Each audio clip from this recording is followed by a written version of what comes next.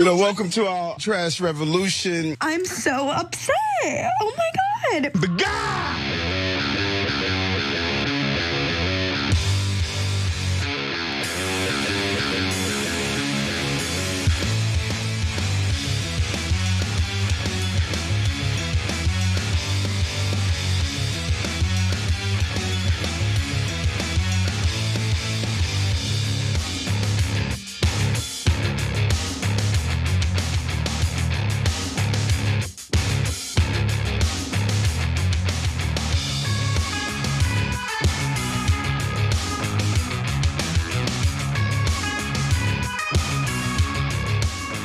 All right, guys, welcome to the Young Turks. Thank you, Ana Kasparian with you guys. Obviously, a great show ahead. So we do have the DNC autopsy.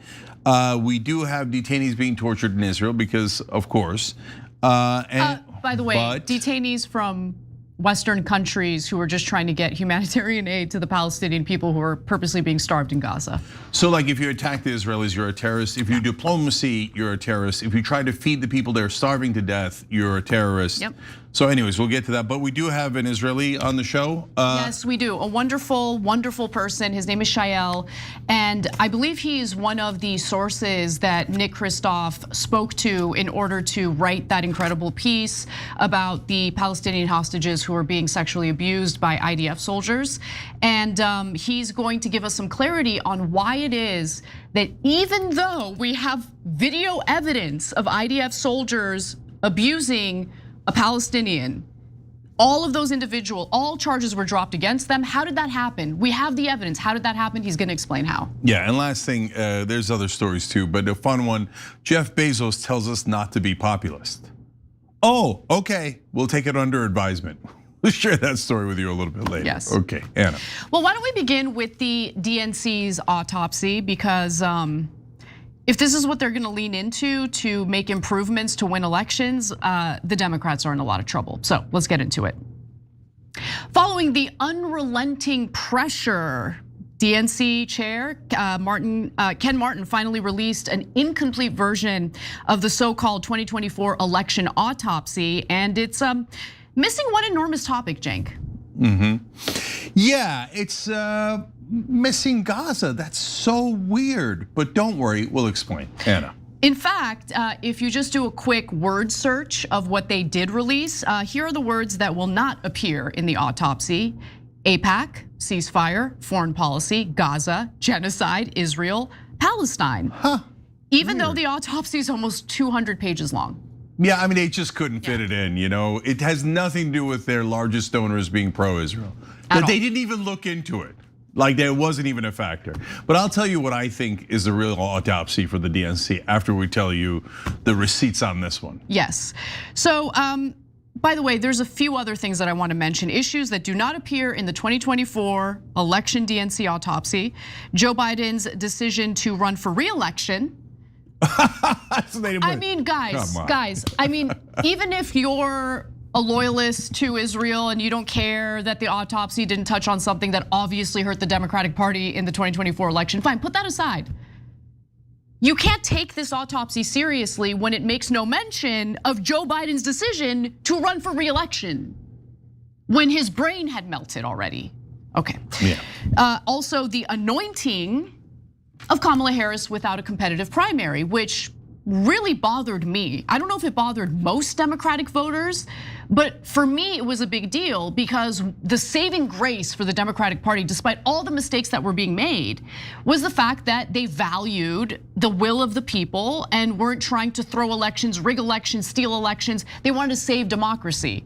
And then they lied to the American people about Biden's mental health and then anoint Kamala Harris without giving us an opportunity to weigh in on it at all. Yeah, they've got 4 out of the top 10 and arguably the top 3 on my list. They didn't even touch. Then how are you gonna find out what you did wrong if you go, okay, now we're not allowed to talk about the things we did wrong, so let's do an autopsy on what we did wrong. That's hilarious. So let's get into what is included in the autopsy. And look, it was released today. I read as much of it as I could. And what I noticed is they were very hands-off when it came to Kamala Harris's mistakes, in my opinion, from what I've read. But let's get to some specific details. So the report blames the Biden team for not glazing Kamala Harris enough. They don't use the word glazing. I'm just trying to, communicate in a way that people speak these days. The national campaign. Thank you, Anna. You're welcome. The national campaign did not effectively drive Trump's negatives. Really? And the White House did not effectively support Vice President Harris over 3.5 years to improve her standing before the candidate switch. Well, that's because Biden had no intention to step aside and allow her to run for president. He was planning to run for re-election all along, so why would he set her up to do well? Yeah, to be fair, it goes further than that. So he threw her under the bus throughout. Totally. Like the idea that they weren't negative enough against Trump is comical, right? I mean, they've learned nothing, and this autopsy is a perfect symbol of the Democratic Party and how clueless they are today. But on the other hand, Kamala Harris did not get much support for 3.5 years from Biden. True. And then he made her not the border czar, but something that sounded like the border czar. Hold on. So look, he did name her his border czar. And there's evidence of that. There are literally compilation videos of various Democratic operatives and media people referring to Kamala Harris as the border czar. Look, he set her up for failure. Yes. Obviously, solving the issue of immigration is a very difficult task, and the vice president really has no power. We have to confess that's the reality of the situation, right? I mean, the real purpose of the vice president is to serve as president if something actually happens to Joe Biden or whoever is president at the time, and also to be the tie-breaking vote if it's necessary in the Senate. And so just naming someone border czar without knowing that that person doesn't even have the power to do anything about it, again, sets her up for failure. But I don't want anyone to mistake what I'm saying as, oh, I'm giving Kamala Harris a pass. I know that she only had 3 months to run a campaign, but she was not a great candidate for other reasons that we'll get into. Yeah. The report accuses Harris of taking too much for granted. So Harris wrote off rural America, assuming urban/suburban margins would compensate. Look, that is a fair critique. I just don't know if Kamala Harris campaigning in rural parts of this country would really make much of a difference. I don't know if her message would really be appealing to them. And look, the reason why I say that is because she moved away from economic populism entirely after the first month of campaigning. And that was because you had all of these, billionaires, whether it's Mark Cuban or that Reid Hoffman guy, she would say something that sounds vaguely maybe populist, and then they would jump in and be like, no. She's gonna go in a completely different direction. She hates Lena Khan. She's definitely not gonna hire Lena Khan to serve in her administration for sure. Yeah, so, and they kept bragging about how 90 corporate CEOs backed her. It was a disastrous idea. Look, I have #1 on my list is Biden's ego. That's why we lost. So there's 9 to 10 other ones that are super important, but Biden's ego affected it in that he had dementia, was in the mid-30s in polling, had no chance of winning, but he wouldn't get out of the race. But also because of what he did to Kamala Harris. He put her in charge of the border, full well knowing that that was the least popular position that they had. This was all left over. It's not even Joe Biden. It was Jill Biden who hated Kamala Harris for that one time that she challenged Biden during the debate. And she's like, haha, let's screw over the vice president. But the vice president might have to run for office. So what are you torpedoing your own vice president for, you egomaniacs? You like totally out of control. And then he demanded loyalty from Kamala Harris after she was named and became the candidate. But that's an albatross around her neck. It absolutely was. Yeah. So Biden's ego sunk this campaign more than anything else, and the idea and the fact that they didn't even look into it shows you what ass kissers the leadership of the Democratic Party are. That they just cannot be honest, and they won't ever represent the voters until we get a candidate that totally cleans house in there. And so, but there's even more. So, Biden named Kamala Harris after his initial post saying that he's stepping down. He wasn't supposed to. Pelosi, him, and Obama had a deal where Pelosi and Obama were shockingly correct. They're like, let's have some sort of truncated primary, because they knew that Kamala Harris couldn't do the job. And Biden decided to screw them over and go, you wanna push me out? I'll give you the worst possible candidate. That's right. Because both him and Dr. Jill Biden are the top 3 egomaniacs in the country along with Donald Trump. And they purposely sank the Democratic Party after decades of talking about unity and how you have to listen and vote blue no matter who. And they're like, oh yeah, let's give them Trump again. After telling us that Trump would destroy the country, they helped Trump to win the election. I got more on Kamala and others later, but that was number one. So this one, all right, let me read this and then you tell me what you think, because I'm not really sure how I feel about it. I've been thinking about it a lot today. The Harris campaign appears to have relied on Trump being unacceptable rather than building an affirmative case for Harris. No, actually, I do agree with this entirely.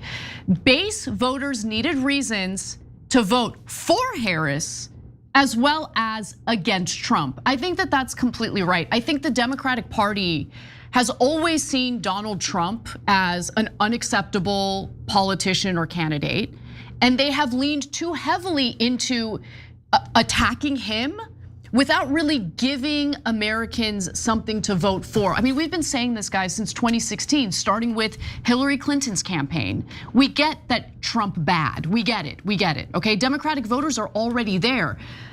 But remember, you're trying to appeal to independent voters, and we just had 4 years of Biden's administration where inflation was an issue, the border was an issue, there was all sorts of issues. So Kamala Harris, give us something to vote for. How are you going to be different? What is the experience going to be under your administration versus the Biden administration? And yeah, you want to do attack ads against Trump, that's fine.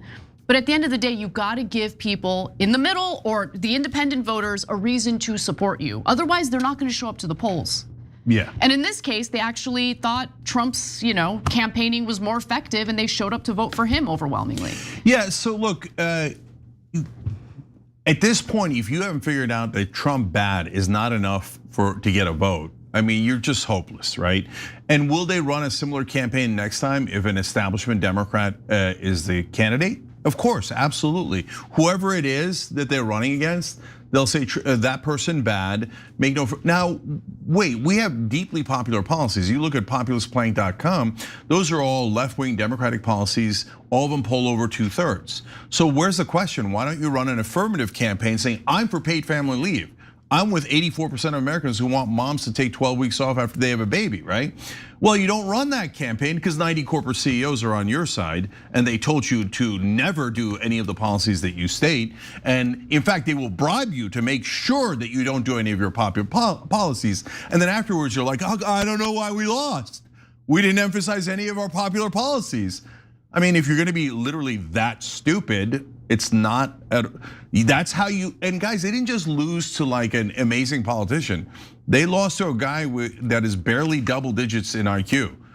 And a guy who is deeply, deeply corrupt, one of the most corrupt men in American history. They lost to him anyway. That's what happens when you purposely run the most miserable campaigns you could possibly imagine. Right, so okay, I'm gonna skip ahead a little bit. We're not gonna get into every nook and cranny of the report, but the part that I thought was well done for the most part was, hey, you need to move away from identity politics and focus on economic messaging. And that's exactly right. I'm sorry, the identitarian stuff divides people. It fractures the Democratic base. It makes them obsessed with how different they are or how they should be treated differently than other groups of people. It's not helpful.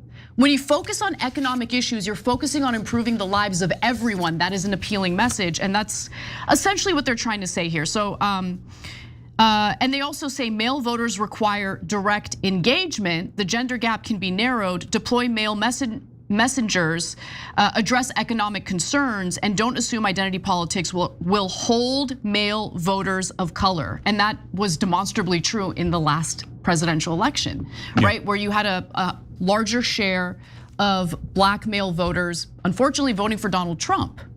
And so the identity politics that Barack Obama engaged in trying to essentially, I don't know, like bully black young men into voting for Kamala Harris, that didn't work. In fact, that came across as incredibly insulting. Yeah, look, so I'm gonna get into my autopsy in a second, but it could also be summarized in the establishment hates real voters. So they run campaigns based on what they like rather than what the voters want. And it's not complicated. In fact, I'll prove that to you right now. So first off, to Anna's point, there's a poll that just came out. Do you think that the Democratic Party should move further left or towards the center? Now, people always ask that question in a nonsensical way. Wait, what do you mean left, right? So this poll, on the other hand, did a good job, to be fair to them, and it's New York Times Siena poll, and they broke it down. Move to the left in general, only 25% said move to the left, 18% said don't move in either direction, and 52% said move to the center. But wait, on which issues? That's important. Right, so on crime, they said don't move to the left, move to the center. On immigration, don't move to the left, move to the center. On economic issues, wait a minute, now totally split, right? Yeah. Yep. And it depends on what you mean by left. That's a little bit more complicated, but economic populism does poll well. So now that's very different than the other issues. Transgender issues, don't move left, move to the center. And by the way, a lot of them say keep where you are, okay? Finally, this is the most important one. On healthcare, it says move to the left, move to the left, go to the left, okay? Now why?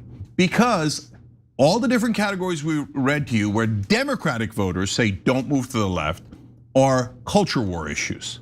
They're like, we don't want, I got it on the culture wars. I'm done with it. I don't want you to move further left, okay? Economic issues, yes, for God's sake, move further left because we're getting nothing. So now 2 more things to back it up. New York Times, more than 80% of the party's backers thought the political and economic system should be torn down entirely or needed major changes. And nearly 90% called the economic system unfair. I jump in it. Now, see, if you said to a cable news anchor, hey, should we tear down the system entirely? Who thinks that? They would say, oh, the radical left, maybe 2% of the population, very unpopular, right? And the real number is 80%. Like the people in Washington and on television are not connected to real human beings at all. They're all elitists, they have no idea what's going on. Okay, now this is the one that's gonna really get under their skin. Nearly 3/4 of Democratic supporters now oppose military aid to Israel, up from 45% 3 years ago. So I was literally talking to a TV producer right before I came on the show, and they were like, well, don't you think that this is gonna cause the Democratic Party to become more unpopular? I'm like, why? 75% is popular. And 61% of the country says we shouldn't give any military aid to Israel anymore, and that they have a negative view of Israel. So how would it be unpopular to be popular? But in their minds, they're like, must serve Israel, must serve Israel, must serve corporate donors, right? Well, that's why you're losing. So can I just jump in, because Ro Khanna just posted this on X, and I'm gonna be honest with you guys, after 2024, my distaste for the Democratic Party overall grew so significantly that I didn't want to listen to Democrats. I don't want to hear Democrats. By the way, I've never been a fan of the Republican Party either. So I was just kind of floating in no man's land and just very cynical about all politicians. But Ro Khanna has really grown on me, mostly because of the fact that he is willing to get the job done. And if that means working with someone like Marjorie Taylor Greene to get the Epstein files released, or Thomas Massie to get the Epstein files released, he will do it, because getting those files released is more important than signaling his purity in denying Marjorie Taylor Greene or Massie in doing this type of work. Now, with that said, here's what he said about the DNC autopsy, and this is why he's growing on me. There is not a single mention of Gaza in the 192-page DNC autopsy report. As someone who campaigned in Michigan and Wisconsin, let me tell you, one of the main reasons we lost was our blank check to Israel while they committed genocide. Our party must put human rights first. Yeah. That's the right statement. That's the right statement. Yeah, and by the way, both Ro Khanna and Tom Massie have talked about this. Why weren't there more Democrats involved in trying to get the Epstein files released in the beginning, especially when they all voted for it eventually? So why weren't they all there in the beginning? Because in the beginning, they all insisted that it be partisan and that they only talk about Trump and the Republicans. I didn't know that. And Ro Khanna said, no, we're gonna release all of the files. We're not gonna make it partisan. And we have to reach out to the other side and have a real coalition. He dragged the entire party over to there, which wound up helping Democrats a lot, right? It hurt Trump a lot, but they had to be dragged there kicking and screaming. That's crazy, wow. Okay, so now look, let me do my real autopsy for you guys, because it'll give you a sense of what they could have done instead. So number one on my list, you'd be surprised where Gaza is, by the way, on my list. So number one is Biden's ego, I explained it already. Number two is Kamala Harris was a terrible candidate. They didn't even talk about that. She couldn't speak in clear sentences. If you can't speak in clear sentences, you're gonna lose the election, right? I mean, we were just ignoring this giant elephant in the room. Number 3, they didn't have any real primary. They would push out any candidate that had any chance of winning and anoint the worst possible candidate. If you don't have competition to see who your best candidate is, you're gonna pick a bad candidate. Number 4 is they wouldn't do the huge podcast interviews. Well, you're literally giving up hundreds of millions of dollars in free media because you're saying, I'm so unpopular that if I spoke to people for an hour or 3 hours, they would like me less. So I'm just not even gonna talk to them. Well, then you shouldn't be the candidate, period, period, period, period. If you're gonna give away hundreds or millions, maybe billions of dollars in free media because you're worried you're too incompetent to run and too unlikable, then don't run. And we definitely shouldn't pick you. Number 5, Harris kept bragging about the corporate CEOs that were on her side.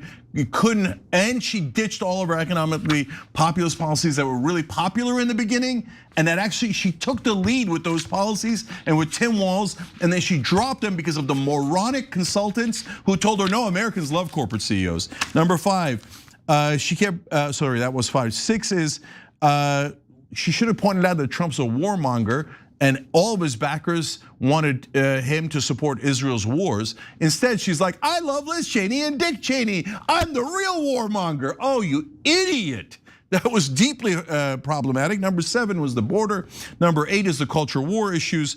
I have embracing Israel all the way down at number 9 because not because it's not important, but because the other 8 were so monumentally important. Yeah, they are. Right? They were, absolutely. So, but yes, that was, she purposely chose the unpopular position on Israel because her donors demanded that she hurt her campaign to support Israel over Democratic voters' actual positions. Finally, listening to any Democratic consultant will get you a loss. Get them out. Yeah, those Democratic consultants are utter losers. They've lost almost every major election, and they just keep getting rehired and rehired. Oh, what moronic opinion do you have for me? So, and I threw in a bonus one in social media. Number 11 is go to a cocktail party in Washington, listen to what everyone's saying, and do the exact opposite. Because if you listen to what they're saying, you're gonna lose. Yeah. They have no idea how elitist they are and how unbearable they are and how their opinions are diametrically opposed to the opinions of the American people. We're about to do an incredible interview. So Jake, the second half of this, maybe you can do during the revolution. But right now we're gonna take a quick break. When we come back, we have an incredible guest to talk to us about how cases of IDF soldiers sexually abusing Palestinians gets buried so there's no consequences. We'll be right back.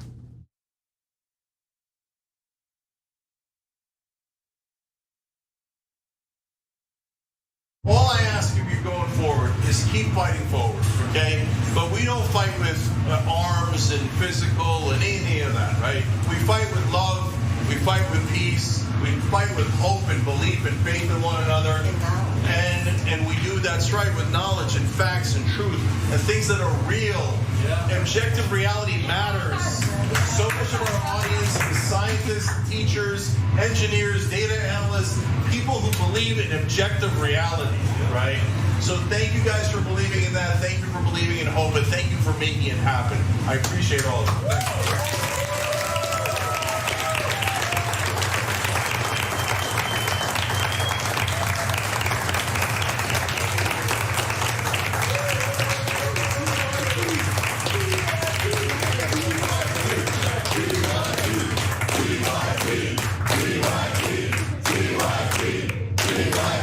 I really love what y'all do on the Young Turks, man, and it's a very refreshing, voice. Y'all don't lean to one side. I tell people all the time, if you want to go really hear what's going on honestly in our society, you should tune in to the Young Turks. Thank you, Charlemagne. We appreciate that. That's awesome. Really appreciate it, brother.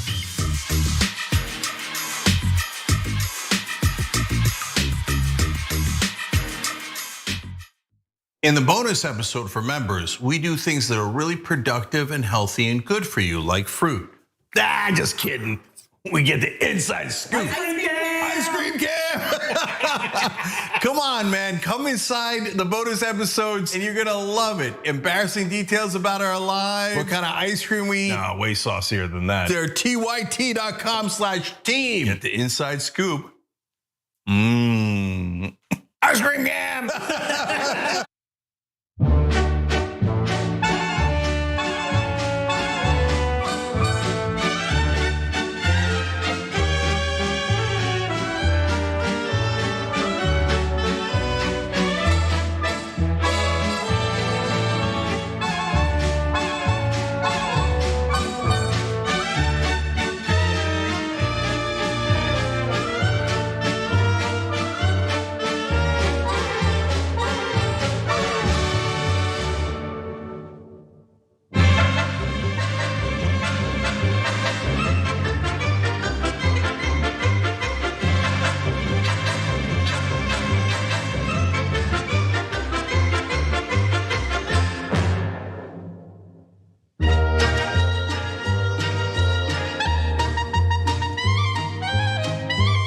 Back on TYT, Cenk and Anna with you guys, but also Razmik Tahmazian. Thank you for Razmik, I see you, girl. Thanks for joining through YouTube. They hit that beautiful join button below, and then look at all these wonderful people that joined through tyt.com. Cinziag 65, Fritzio, Cara 70, Raphael 7787, Carolina Blueprint, and Frame Girl. You guys are beautiful. We appreciate you. I love this community. Thank you for making this show possible, Anna. All right. Well, let me just do a quick intro before we bring on our guest, because I want everyone to really fully understand what we're discussing here today. So here at TYT, we've been doing extensive coverage of the war crimes carried out by the Israelis in the Gaza Strip, in Lebanon, and in other parts of the Middle East. But one of the issues that's been difficult, really difficult to talk about, is the sexual abuse against Palestinians carried out by IDF soldiers in some of these Israeli prisons. Now, many of these Palestinians are detained and never charged with anything. And if they ever see a day in court, it's usually through military courts where they're better described as kangaroo courts. But while they are detained with no charges, oftentimes they suffer abuse, including sexual abuse. And we saw footage of several IDF soldiers sexually abusing a Palestinian man. That footage, that evidence was floating around the internet. And then we later find out that the IDF soldiers had all of their charges dropped against them after members of the Israeli society started protesting the very notion that they would suffer any criminal charges for what they did. Then we start hearing this gaslighting about how you didn't see what you actually saw with your own two eyes. That's not what was shown in the video. If you've watched the video, that is what you see in the video. So here to explain how the charges got dropped, how this story got buried in Israel, is a wonderful person who I have a lot of respect for. His name is Shaiel Ben-Ephraim. He was an IDF soldier himself, but has since become a bit of a whistleblower. He's a geopolitical analyst, and I welcome him on the show right now. Thank you for joining us, Shaiel. Thank you so much for having me. So I came across your post on X where you were detailing how that story, and more importantly, how those charges were dropped. Like, what was the pressure campaign behind the scenes? And I thought it was so enlightening. So I'm just gonna go to you right now and explain to us what happened after that video footage was released and everyone knew it was going on. Yeah, so the judicial system in Israel thought that this was a very strong case. Because there was a complaint, there was physical evidence, there was a checkup by doctors, and all of that.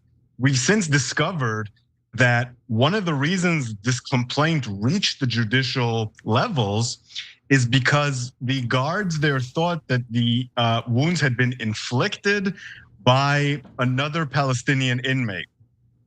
Once they learned that it was actually Israeli guards that did it, and that had been corroborated by the doctor they had sent this person to be checked by, there was panic in the Israeli system. And while the judicial arm continued to try to pursue it, the political and security arm tried to destroy it. Israel Katz came out and said that it was a blood libel. There were demonstrations against it.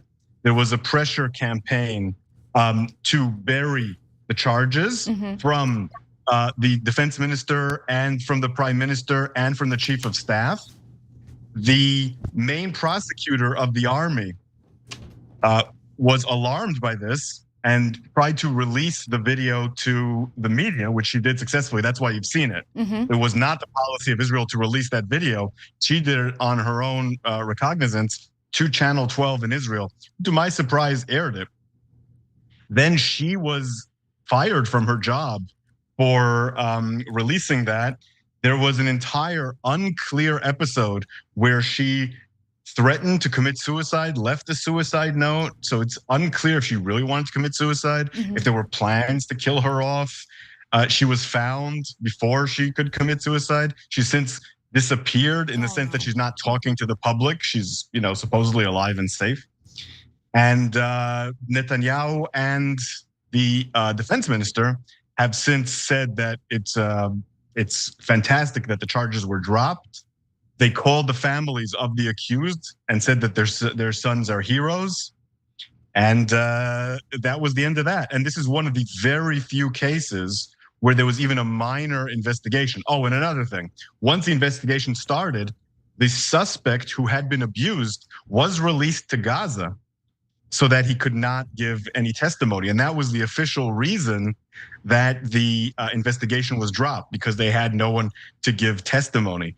The Israeli authorities also tried to swap out the doctor's report for another doctor who was more sympathetic, who actually hadn't seen the individual because the individual was already gone. And he said that nothing had happened to him and he hadn't suffered any damage without seeing the patient. So we actually have two different medical reports out. One from a doctor who's seen him, who said that there was an attempt to rape him. And another from a doctor who said nothing happened to him, who hadn't seen him. So before I go to you, Cenk, for a question, I just want to read what the Wall Street Journal had reported about this man's injuries. He had life-threatening injuries, including broken ribs, obvious signs of assault to the abdomen and chest, and a severe injury to the rectum, most likely caused by the insertion of a foreign object, one of the medical staffers said. It was pretty horrifying. It's just setting the bar so low that I don't know how we can deteriorate more morally. This is a medical staffer saying this about the Palestinian detainee. I was aware things like that could happen, but I've never witnessed anything like that. So I just wanted people to understand what was really going on. Go ahead, Cenk. Yeah, so Shaiel, I want to talk to you about the different sectors of the Israeli government, society, et cetera, in a minute. But first, the obvious question. Once you very publicly release these guys who did the rape on tape, and it's not like people can't see it, they can see it with their own eyes.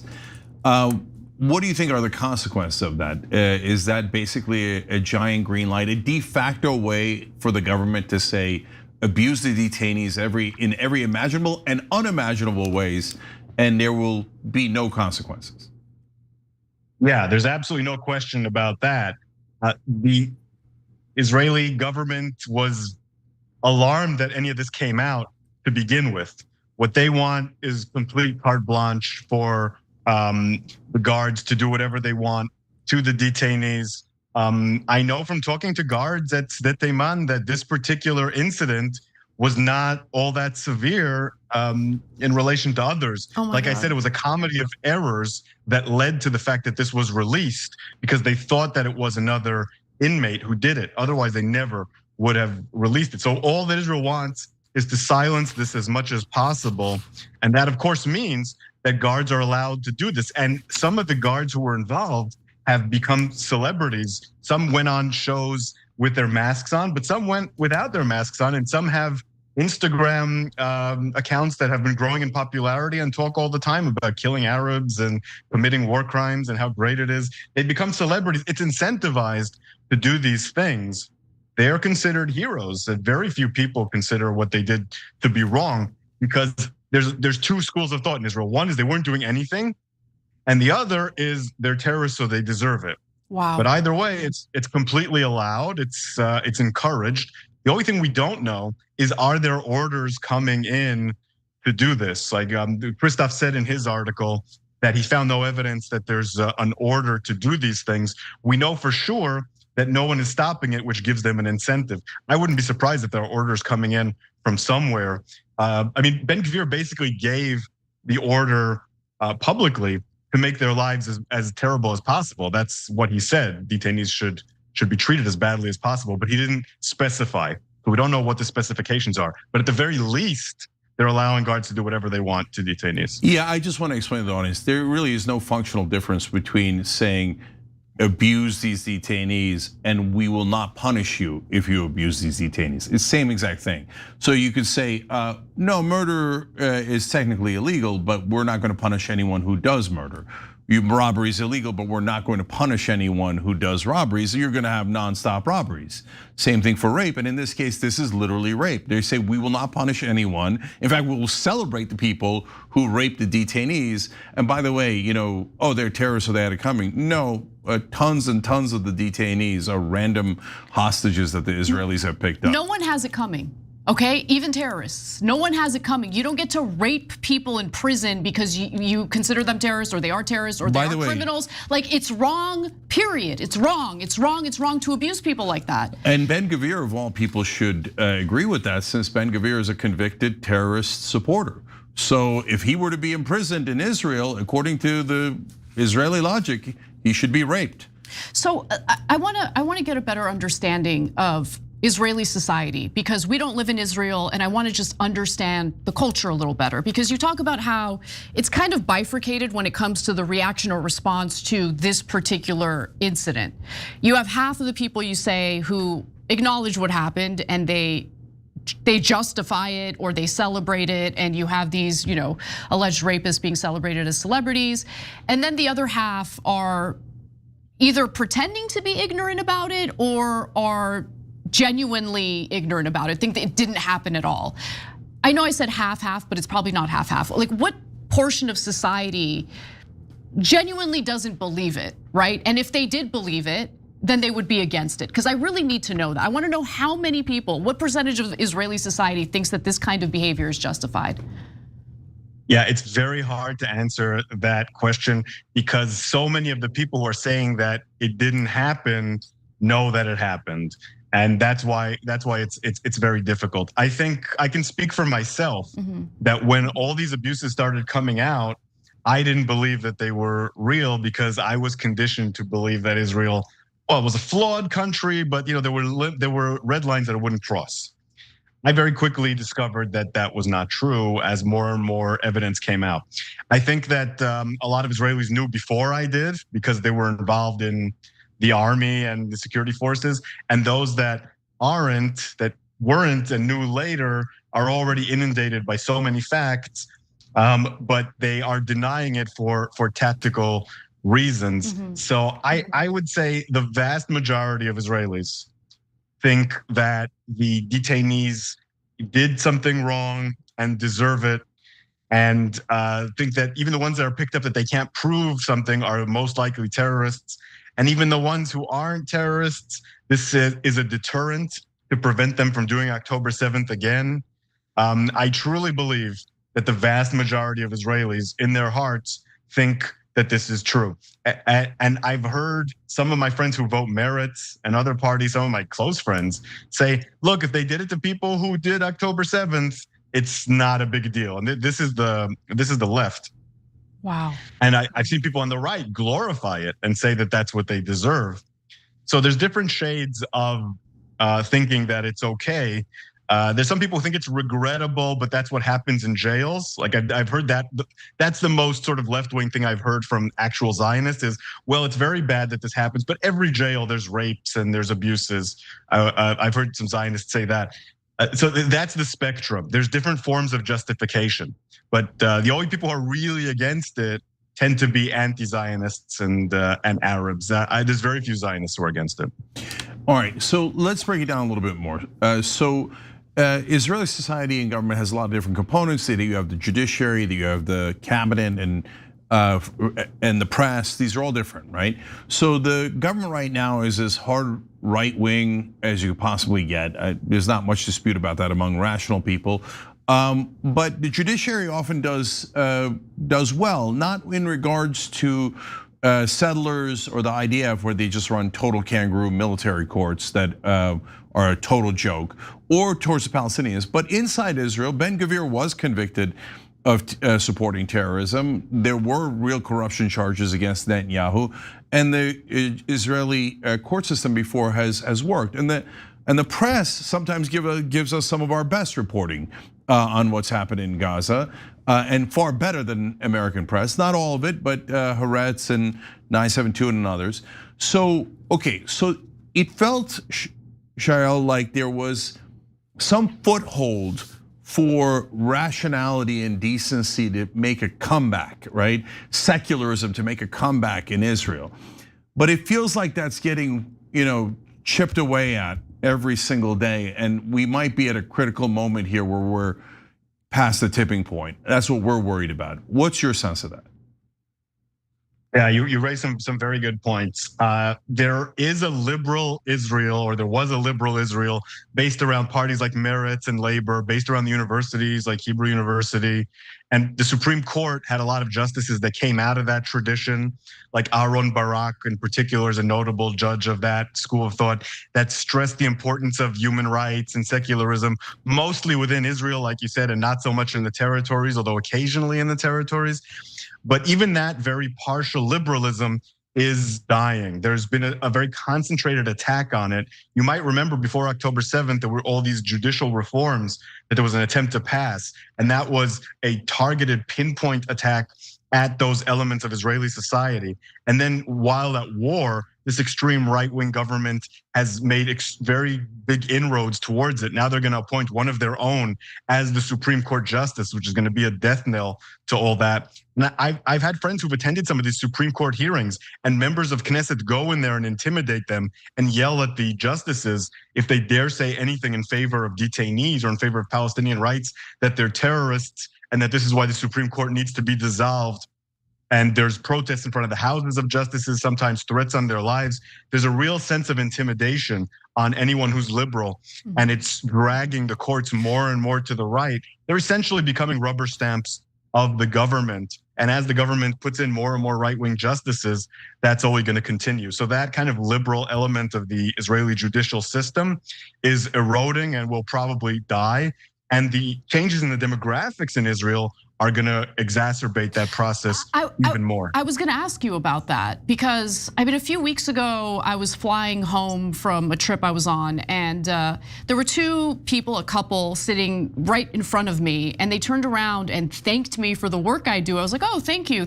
And then they said they're Israeli, and I was kind of shocked. But I think that they're probably Israelis who left Israel because there has been, just based on anecdotal evidence, I might be wrong, that's why I'm asking you. It appears that there's been almost like a flight of, the types of people who think the way we think, that would see a rape on camera and find it like shockingly immoral and would want consequences for it. So would you say that that a lot of Israelis since October 7th have left Israel, and those tend to be people who have political views more in line with decency? Yes, there's been a brain drain from Israel of the most educated people with PhDs, high tech, doctors, people like that, who it's easy for them to leave the country and do well. They tend to be, not always, but disproportionately liberal. A lot of them left before October 7th. There's always been a big community of people like that here in California, where I am, and in New York, and in Berlin, there's a big community. But since October 7th, that has increased. There's very few people I know with opinions similar to mine who think that Israel has a future. Some of them stay for various reasons, relatives, or they're not used to it, or they're English or whatever. But there's been a turning point in the last year or two where very few people think that the future is going to be good. Because not only are there all these elements of fascism rising, the same way we see in the United States, but unlike the United States, there's a sense of hopeless demography behind it. When liberal elites are leaving and the ultra-Orthodox and the settlers are having more children, that ultimately leads to a deep change in the fabric of the country.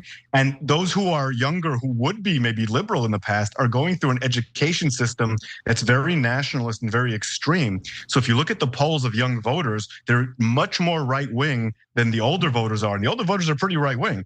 So we're really looking at a situation that a lot of liberal Israelis consider to be hopeless. And so a lot of liberal Israelis like myself are moving towards more anti-Zionism.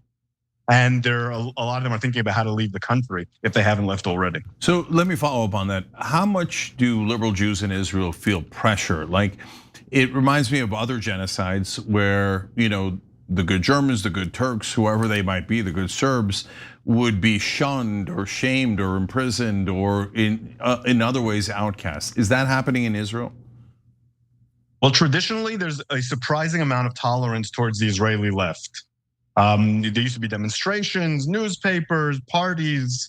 They were seen as traitors or nut jobs, but there wasn't a lot of violence towards them and that sort of thing. That's changing. Now, people who go to anti-war demonstrations or even anti-Netanyahu demonstrations receive death threats and are feeling increasingly uncomfortable. They're getting beaten up by the police. Occasionally, they're being arrested for what they post on social media. This is just starting. It's just starting because this is not the traditional Israeli way. The traditional Israeli way is if you're a Jew, you can have sort of whatever opinion you want. But that's really changing. It's nowhere near as bad as it's been in other genocides yet, but that's a matter of time. I think that this current government still has remnants of the old approach. Netanyahu was an Israeli born in 1948, but people like Ben-Gvir, whom I believe will end up being prime minister, or someone like him will end up being prime minister, are going to crack down on freedom of speech. So this is a process that's starting for Jews as well. We're seeing attacks also on those that go to the territories to help protect Palestinians. But usually if you're sitting at home expressing your opinion, it's not so bad, but that's starting to change. So last two things here. To give us a sense of what percentages, and again, I know these are rough, right? Of Israelis these days are religious fundamentalists. What percentage are just nationalists, like Zionist, secular, but Israel above all, right? And then what percentage are what we would traditionally call liberal left, care about human rights, hey, maybe two-state solution, that type of thing? Well, I'm going to look at the Jewish population because the Arab population doesn't really fall into those categories. Yep. It falls into completely different categories. So among the Jews, I would say somewhere between 30 and 40% are religious enough that it really influences their political outlook, and that's going to rise to 50% within the next few years. They combine the borders are very porous between them and the nationalist Zionists, who the typical Zionist puts security first above all, and that includes some of the religious people. That's probably about, 50, 60%. And then actual liberal people who have liberal ideals also towards the Palestinians are 10%, something like that. Now, there's more people than that who think that they're liberal because they believe in a more secular, tolerant country inside Israel. And they don't like Ben-Gvir and they don't like Netanyahu. But a lot of them really don't care what happens to the Palestinians. That's an increasing amount of the people who vote against Netanyahu and demonstrate against Netanyahu really don't care what happens in Gaza and what happens in the West Bank. Yeah. So those who actually care are 10% and probably dropping. So last question is about the diaspora, because it feels like a lot of the Jews across the world who support Israel have been taught that that's part of their identity and it's important and all Jews are going to be killed if it's not for Israel, etc.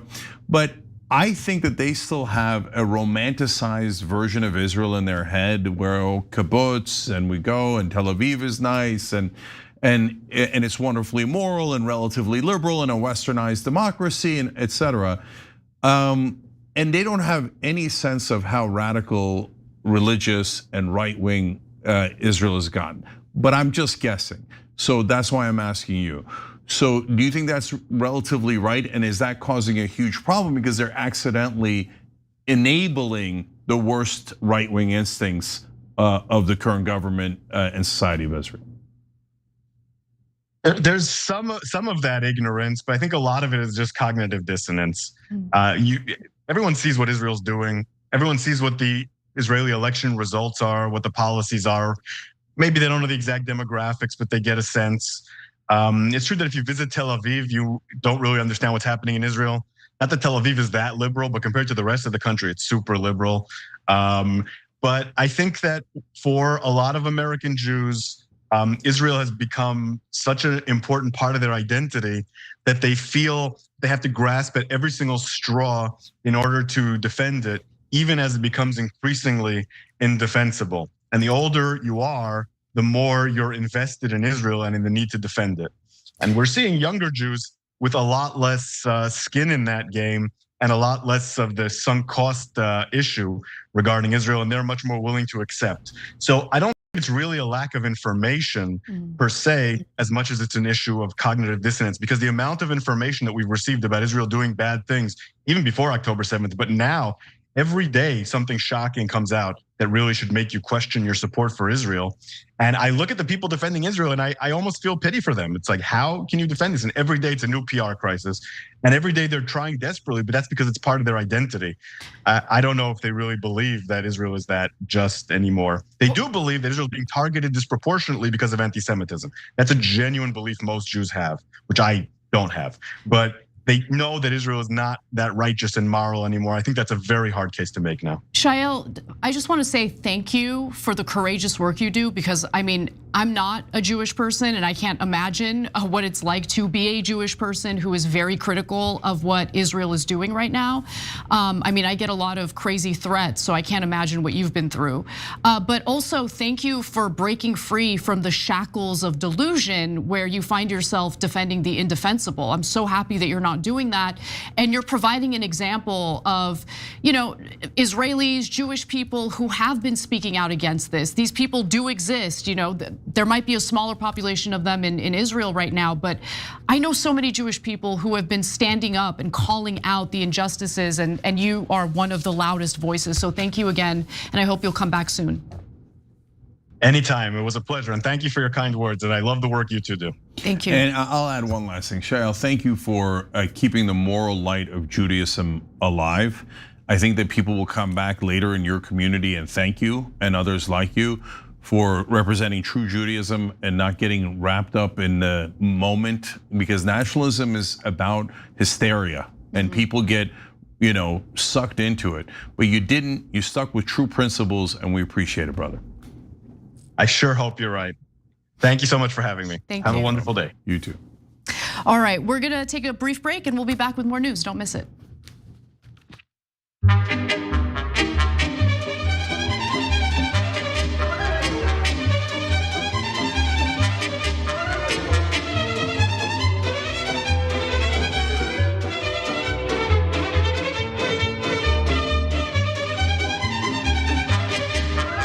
All right, we got a comment from X. I love it. We're on X now. And you could get it from my account at Cenk Uygur. Sergio says, nice, TYT streaming on X, finally. Yeah, well, we figured it out. Super chat, Refector is Spirituosa. That's a fun name. Thank you for the contribution. We appreciate it. YouTube members, Lady AF said, thank you, Cenk. Jill's ego, referring to Dr. Jill Biden and how much damage she did with her gigantic galactic ego. Nani Dragon says, this party's a joke, referring to the Democrats. On Twitch, Who's a Boomer says, Harris shouldn't have listened to her brother-in-law. That's true. He's was one of those consultants and corporate guys, and he's like, oh, you should be happier with, say how much you love corporations. The guy's a grade A moron and totally corrupt. Blues and Rhythm wrote in, I knew we were sunk the day they celebrated raising $1 billion as though they won the election. That's a good marker, you're totally right, and we covered that on the show, and they're like, we raised more money than Trump, we win. I'm like, no, you morons. Hillary raised more money too, you didn't win then. They love corruption so much, because those particular people only got to the height of the Democratic Party and leadership because they celebrated and participated in corruption so much. That's why the leaders are the most corrupt. All right, Pessimistic Progressive writes in on TYT.com. Imagine a world where Biden's disastrous debate was during a Democratic primary and not 4 months out from the election. Exactly. Then we could have had a great candidate instead of a terrible one. Egypt 5 says, Cenk, you've described every Washington autopsy for the last 30 years. Quote, we shall not speak of what we did wrong. Now let's analyze what we did wrong. Exactly. We'll be back.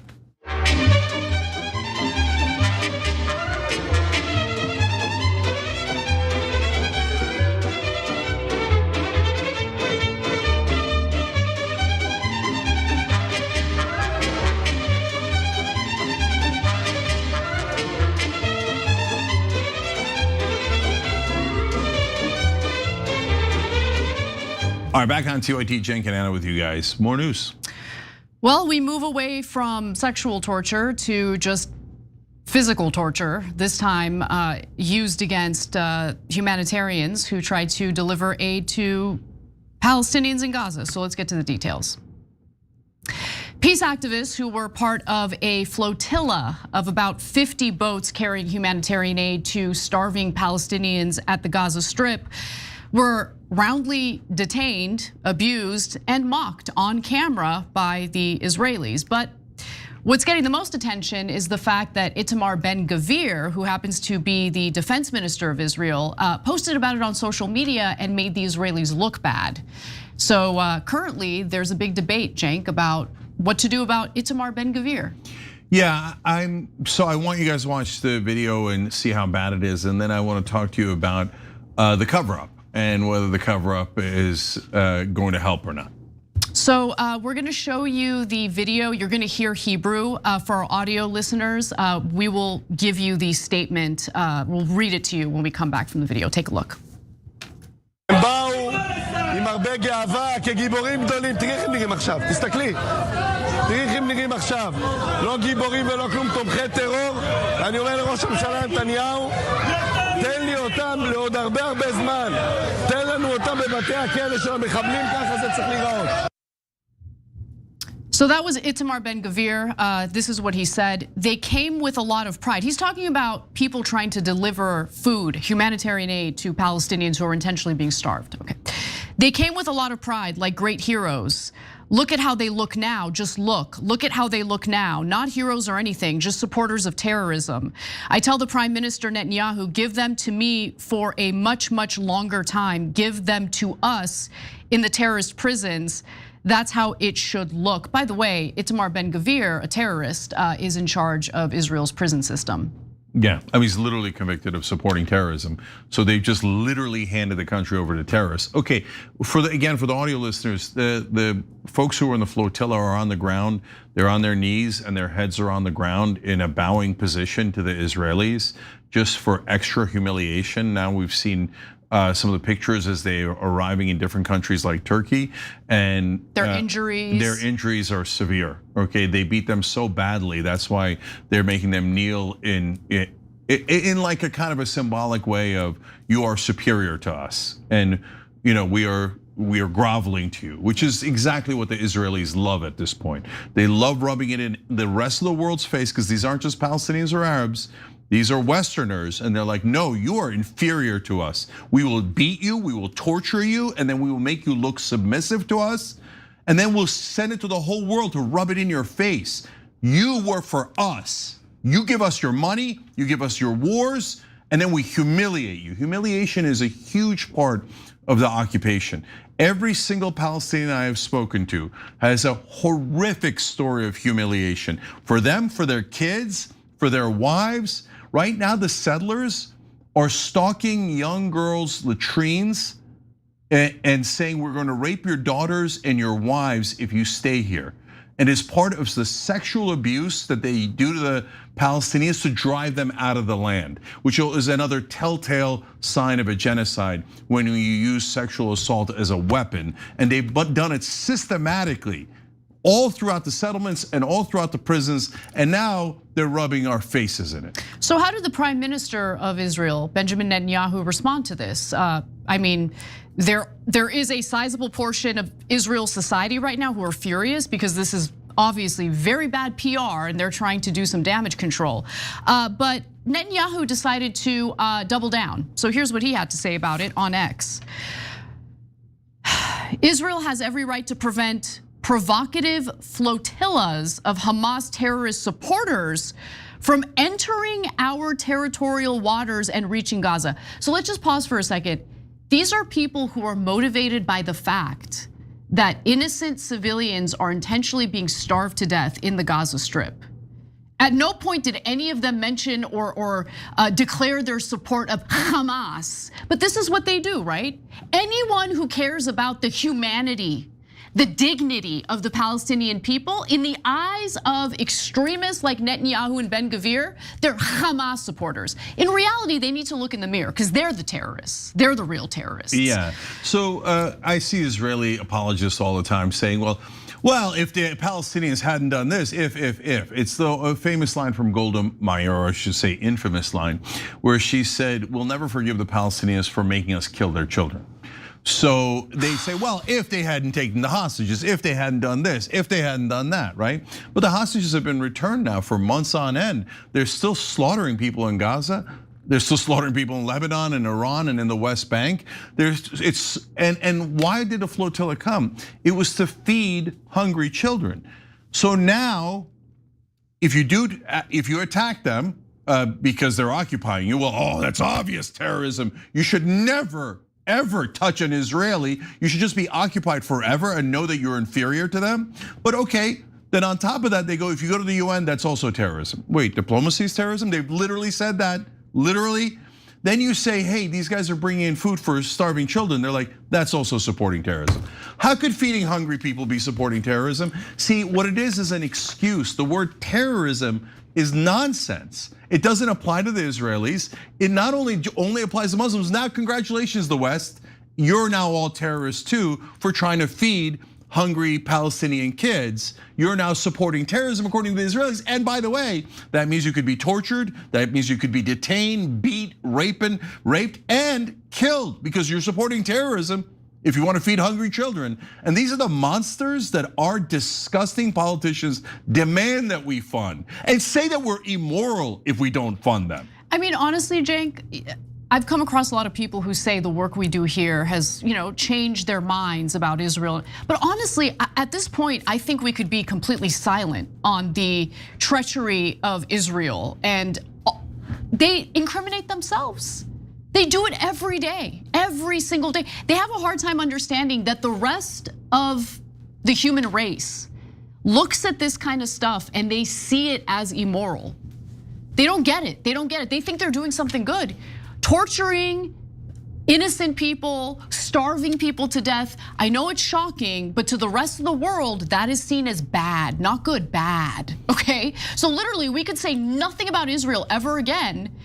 And just by their very actions and the fact that they're obsessed with publicizing their very actions, that's gonna change hearts and minds when it comes to Israel. Okay, so not everyone in Israeli society is supportive of what happened to the humanitarians who tried to deliver aid to Gaza. Josh Brainer, who is a journalist over at Haaretz, posted the following. Ben-Gvir's humiliation video will reach 15 million views on Twitter alone. It'll climb even higher, and that's just on Twitter. Around the world, it's spreading like wildfire. The immense damage has already been done everywhere, and to us too. Suddenly, we caught a terrifying glimpse of ourselves in the mirror. Thank you. Yes, that's a great line, Josh. Thank you. Yes, that's exactly right, and I really appreciate that line. And I'm constantly wondering, do right-wing voters already grasp how much damage this man, meaning Itamar Ben-Gvir, is causing? What kind of disaster he's bringing down on us and on them? Because honestly, none of the rest matters. People like me know he's a criminal, a provocateur, a fame seeker, a dangerous clown, and that's just for starters. I'm gonna read the rest of it. He also says this, but has the penny dropped for right-wing voters? After all, what kind of Jewish strength is there in this video? And even if we assume every one of those police detainees is a blatant anti-Semite, does that legitimize behaving the way he did, humiliating, degrading, abusing the power given to the prison service and police for that purpose, and then documenting it and spreading it around the world? Is this how you want us to look? So there are people who have moral issues with what happened in this case. I believe that Josh is one of them. And then there are those who don't really have a problem with it, but don't like the negative press. They don't like the fact that Ben-Gvir posted this on social media. And right now, the Israeli Foreign Ministry is trying to do a little bit of damage control. So they posted this on X. Activists from the provocation flotilla are seen hugging after being transferred to Israeli vessels. So far, no aid has been found on their boats, which I don't believe for a second. They're just trying to make it seem like these people are causing problems, when in reality, they're literally risking their lives. They know what the Israelis are like. They're literally risking their lives to deliver food and aid to Palestinians. And by the way, medical supplies as well, not just food. Yeah, so we've got more horrors coming up in a second. But yes, there's the damage control crowd, including the prime minister. And the rest of that statement that Anna showed you, he says this is not in line with Israel's values and norms. And that's what they say every time they're caught publicly in a way that the West notices. Yeah. Like they're not quote unquote caught on all the different videos of the IDF soldiers that are stealing everything in the Lebanese homes before they destroy them, that are mocking Christians in the churches that they're destroying, on and on and on. But every once in a while, something gets a lot of attention, like the guy smashing the Jesus statue's head, right? Those are the only times that Netanyahu or his office comes out and goes, oh, that does not represent our values or norms. Oh, good, so you arrested him, right? Oh, no, we didn't arrest anyone. In fact, we gave them a promotion, et cetera, et cetera. Yeah. No, so it does represent your norms. Otherwise, there would be consequences, right? All you have to do is watch like Israeli television, and then you'll understand what their values are, because people say things brazenly. They say it out loud with no shame at all. And so if I lived in a society that would look down on immoral acts or immoral statements, I wouldn't expect to see what you're about to see. This is Knesset member Yitzhak Crozier. Take a look. האפשרית. אני מגבה את לוחמי צה"ל בכל סיטואציה. גם אם המחיר האגבי הוא ילדים או נשים או לא מעניין אותי. אנחנו מגבים את הלוחמים שלנו בכל מחיר. ולא משנה מה התוצאה. קודם כל גיבוי מלא. ובג'נין אין אזרחים חפים מפשע. בג'נין אין ילדים תמימים. אותם אלו שנולדו ב-2006 בגירוש מגוש קטיף הם הנוח'בות של 2026 ב-7 באוקטובר. ולכן אין לי כהוא זה איזושהי תחושה של רחמים על האויבים שלי.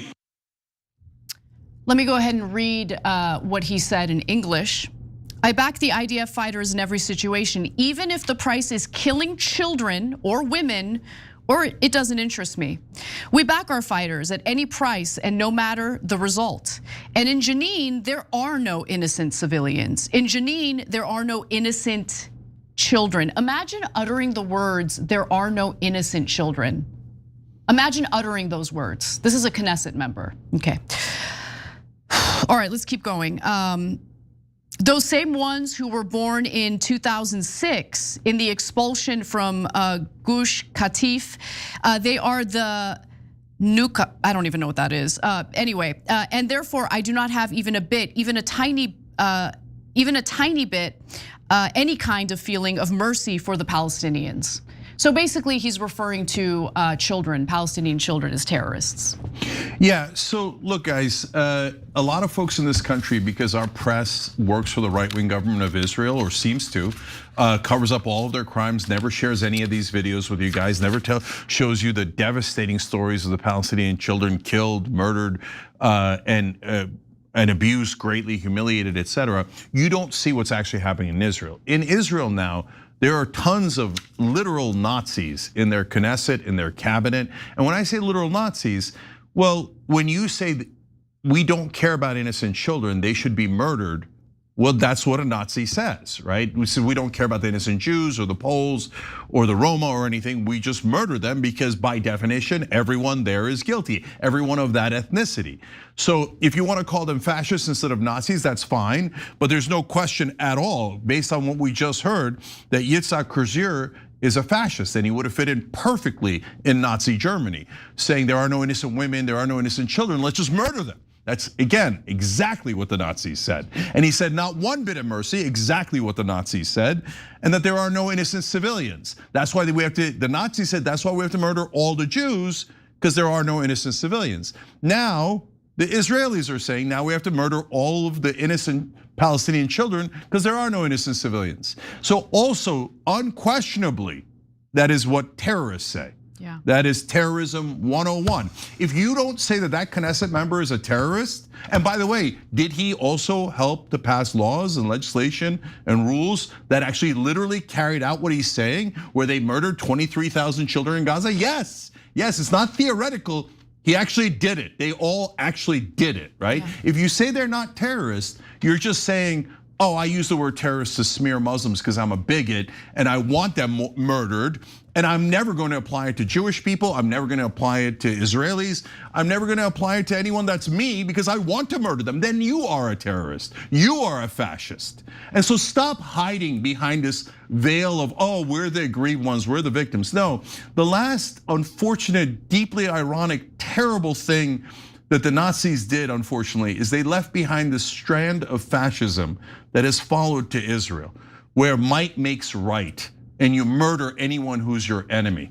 So now you're seeing it with your own eyes. We're showing you the exact quotes and the exact speeches. There is absolutely no disputing it. And Ben-Gvir is one of the top 3 most important members in Israel's cabinet. It's not these liars here that the Israeli supporters in America that are all over television and the media are giant liars, and they know they're lying. Oh, Ben-Gvir and Smotrich are a small part of the government. That's not true. They're 2 out of the 3 most important. Israel Katz is their defense minister. 3 out of the 4, and the 4th is Netanyahu. They're all terrorists. They're all fascists by every definition of the word fascism and terrorism.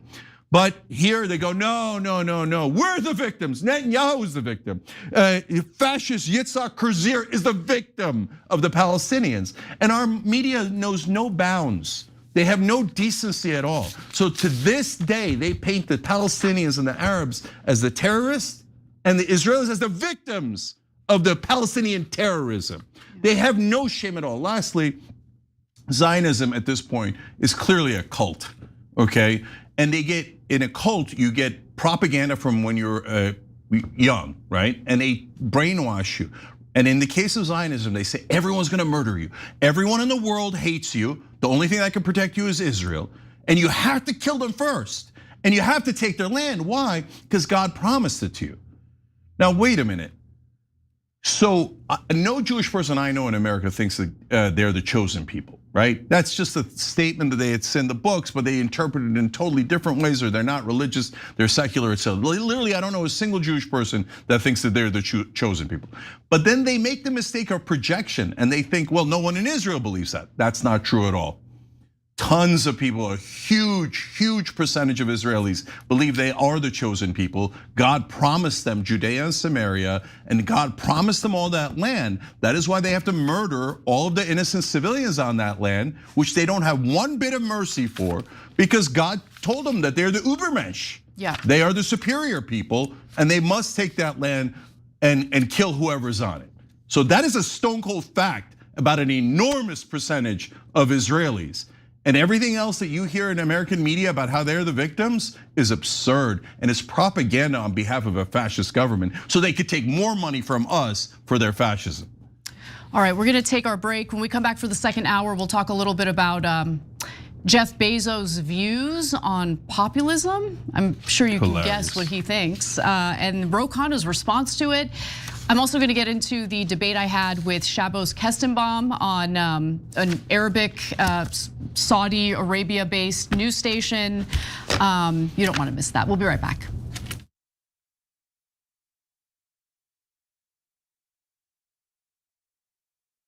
Are you still talking about Jeffrey Epstein?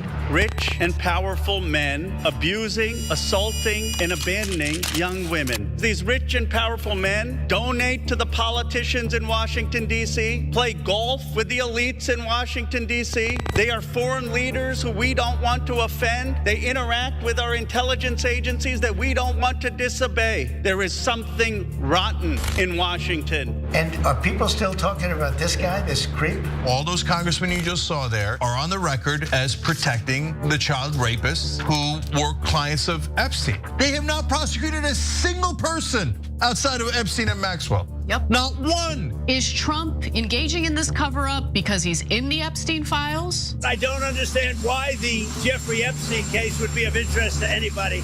It's pretty boring stuff. So as the government keeps telling us, yeah, there's other people. Yeah, they raped those girls. So what? We're gonna cover up for them. But why are you guys so mad? A nation that chooses impunity for the rich and the powerful at the expense of our children is a nation that has lost its moral purpose. Are you on the side of the people? Are you on the side of America's children? Or are you on the side of the rich and powerful who've had their thumb on the scales and shafted Americans for decades?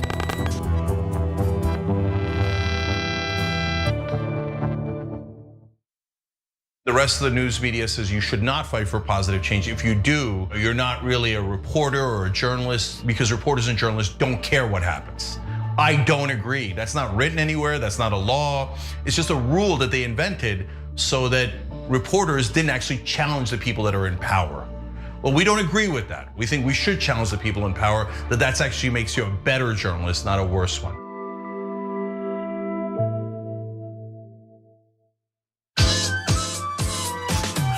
Who do you guys use?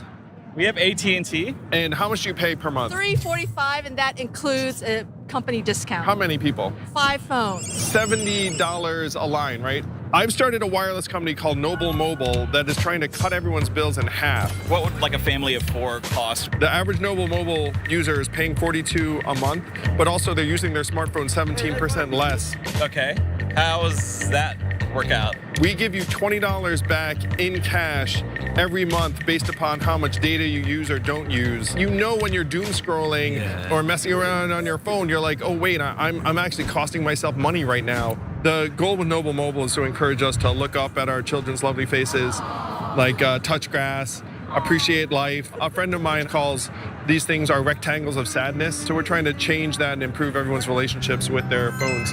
It's a very noble cause. Well, thank you, sir. That's what it is. Been on YouTube for 20 years. The original political partner on YouTube, the Young Turks. The Young Turks. The Young Turks. Godfather of independent media. Favorite news platform by far. Oh, it's not even close. The Young Turks. It's the largest online news show in the world. I watched you guys before I had a channel at all. And I watched Cenk, so Cenk's really the start of it all. Big shout out to Cenk from Young Turks. Cenk Uygur, founder of TYT, a man who probably needs no introduction. Cenk, so great to talk to you. Great to talk to you, David. Fan you worked for a long time, man. Ana Kasparian is one of the most followed and influential progressive women online. I love Anna. Your presence has been essential for me to really grow. Do all of you know the Young Turks? This is why what Young Turks are doing is so important. I've watched you for many years. You are insightful. I thank you for that. I was going to introduce myself, but it sounds like you guys might know us. Conspiratorial anti-Israel people, Cenk Uygur. And that was Bain Shapiro.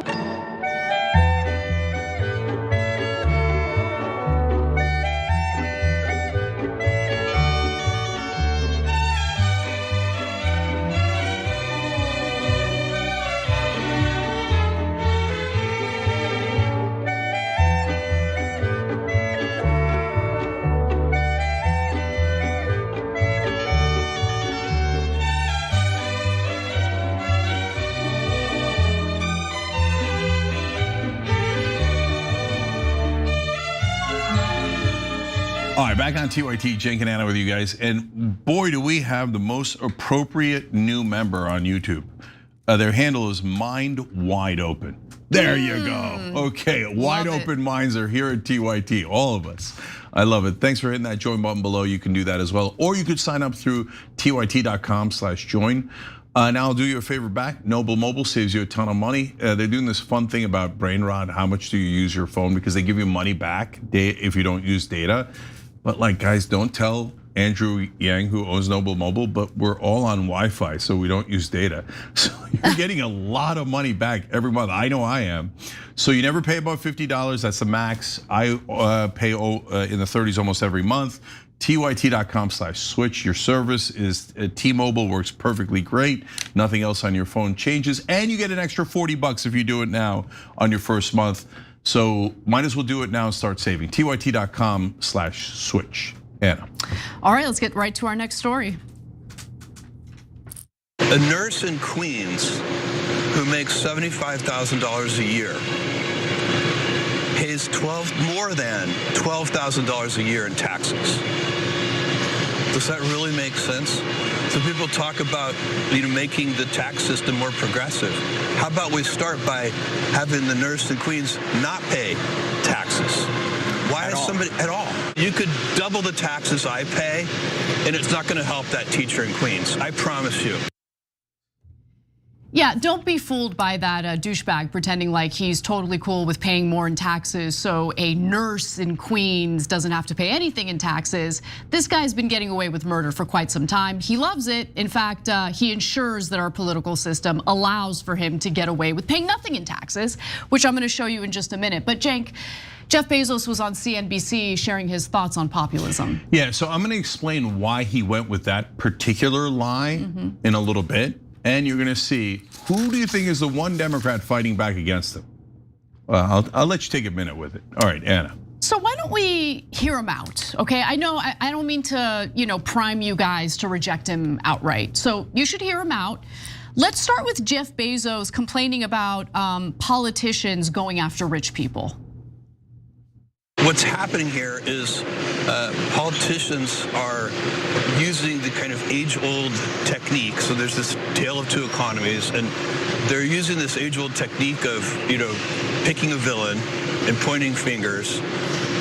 But the problem is that doesn't solve anything. And so, if you want to help the group of people who are struggling, you have to figure out real root causes and solutions, and that takes skill. Policy debates don't have to be finger pointing. This is the piece that, so you're not going to sell your place. Unfortunately, it is an effective political technique. It's as old as the hills. Right. So when you don't know how to solve a problem, create a villain, blame them. But it won't solve the problem. The only thing that will solve the problem is skill. Right. And so really it's a skills issue. So the guy who had rules and quotas that were so extreme for Amazon delivery drivers that they would literally urinate in plastic bottles and throw them out onto the streets because they had no choice. They had to go. You have a quota. You got to deliver the package. Got to deliver the package. 2 day, 1 day. That guy has the solutions for how to deal with the tale of two economies, the tale of two economies. How did the two economies come about? Was it because of billionaire campaign donors like you who ensures that deregulation continues to happen, that workers continue to get abused with impunity? Is that why? Is that why we have that tale of two economies? I love that he called it a tale. It's not a tale, it's reality. Yeah, so two quick things here. One is, root causes, you want to address them? Great, help us get money out of politics. Totally. Because that's the #1 root cause. Because every industry and lobby buys the politicians. Mo Brooks explained this, he's a former representative from Alabama, said in order to be a committee chair, you have to get $1 million. Where are you gonna get the $1 million? From the industry you're regulating, so you don't regulate them. And then you disperse it to the other greasy politicians, and then they all back that particular industry. So they're supporting their donors over their voters, and that's why we're getting screwed and we have this wealth inequality. And who loves that? Jeff Bezos absolutely loves it. Every billionaire loves it because it allows them to buy the entire Congress. And so Cenk, shockingly, he actually weighed in on this during the interview, okay? I don't trust this guy at all. I think that he is the root cause of the problem. So I'm gonna skip ahead and go to D4 because here he allegedly states that corporations have too much influence on American politicians. Hilarious. Okay, I can't wait to put him to the test. Let's watch. The other piece of the argument is that the wealthy have extraordinary influence over government policy and have too much influence over government policy. By the way, over tax policy, over housing, over all of it. But what I would say is that we have way too much corporate welfare, way too much corporate subsidies. We have, there's way too much influence in politics from business, in some cases, wealthy people who really focus on that, unions.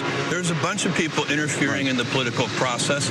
And if we can make that better, we should do that too. It doesn't make any sense for the government to subsidize, certain agricultural crops, certain, real estate transactions, Hollywood films. The tax code is 10,000 plus pages long because it has built-in corporate loopholes for various things. This is crony capitalism, and of course it should be fixed. Okay, so who are you going to bribe in Congress to fix it? No, but I'm serious, right? I love that he's working on positive PR for himself. I don't believe him for a second. You're the guy who was the founder, the head, the CEO for a very long time of the very company that abused its workers, that had factory workers, or I should say, those working in the warehouses, packing the packages and for getting them ready for delivery. How many stories have we shared with our audience of workers who were so overworked that they literally collapsed on the floor? Some people died in those warehouses. And you want to know what the rest of the workers were told to do? Just ignore it. Keep working. Keep working. Yeah, so look, if you're really against corporate welfare, which is kind of a funny thing because didn't you take advantage of those loopholes so that Amazon 1 year paid zero in taxes? Oh, we'll get to that. Okay, so that's weird because you're it's one of the wealthiest companies in the history of the world, but yet all of a sudden you're taking advantage of those loopholes that you're now pretending on air for propaganda purposes to be against. But good news, I could just put you to the test and you could prove me wrong. So Wolfpack is to get money out of politics, wants to bring both sides together, and all the things you're talking about, crony capitalism, corporate welfare, rich people taking advantage of the system. So fightcorruption.us, I'm waiting for the $20 million check, which is nothing to you. It's not, you won't even notice it at all that it's gone. But you know what, any sign, 2 million, 1 million, anything where you give to a real organization, not garbage. Oh, take money out of politics, but don't. Okay, there's a couple of those in Washington. 100%. Right, give to Wolfpack. That's a real populist organization. Fightcorruption.us. And then we'll say, oh, okay, well, maybe Bezos meant it. He just gave $20 million to get money out of politics. And believe me, with 20 million, we could probably just do it on that alone. And look, guys, he's saying the right things in that video we just showed you. But a lot of these people lie and they do it intentionally. You should look at their actions. Their actions matter more than what they say in an effort to get some positive press on CNBC. So let's look at Bezos's net worth and how he pays nothing in taxes. So Forbes actually lists Bezos' net worth. So if you're curious how much he has in wealth, it is not much, only $274 billion. Okay, so in 2007, Bezos, who filed his taxes jointly with his then wife, Mackenzie Scott, who appears to be a genuinely wonderful woman. She's been giving that money away, by the way, to all sorts of charities. By the way, if you don't know how to give money to the causes you say you believe in on television, just call your ex-wife. She knows how to do it. She sure does. She sure does.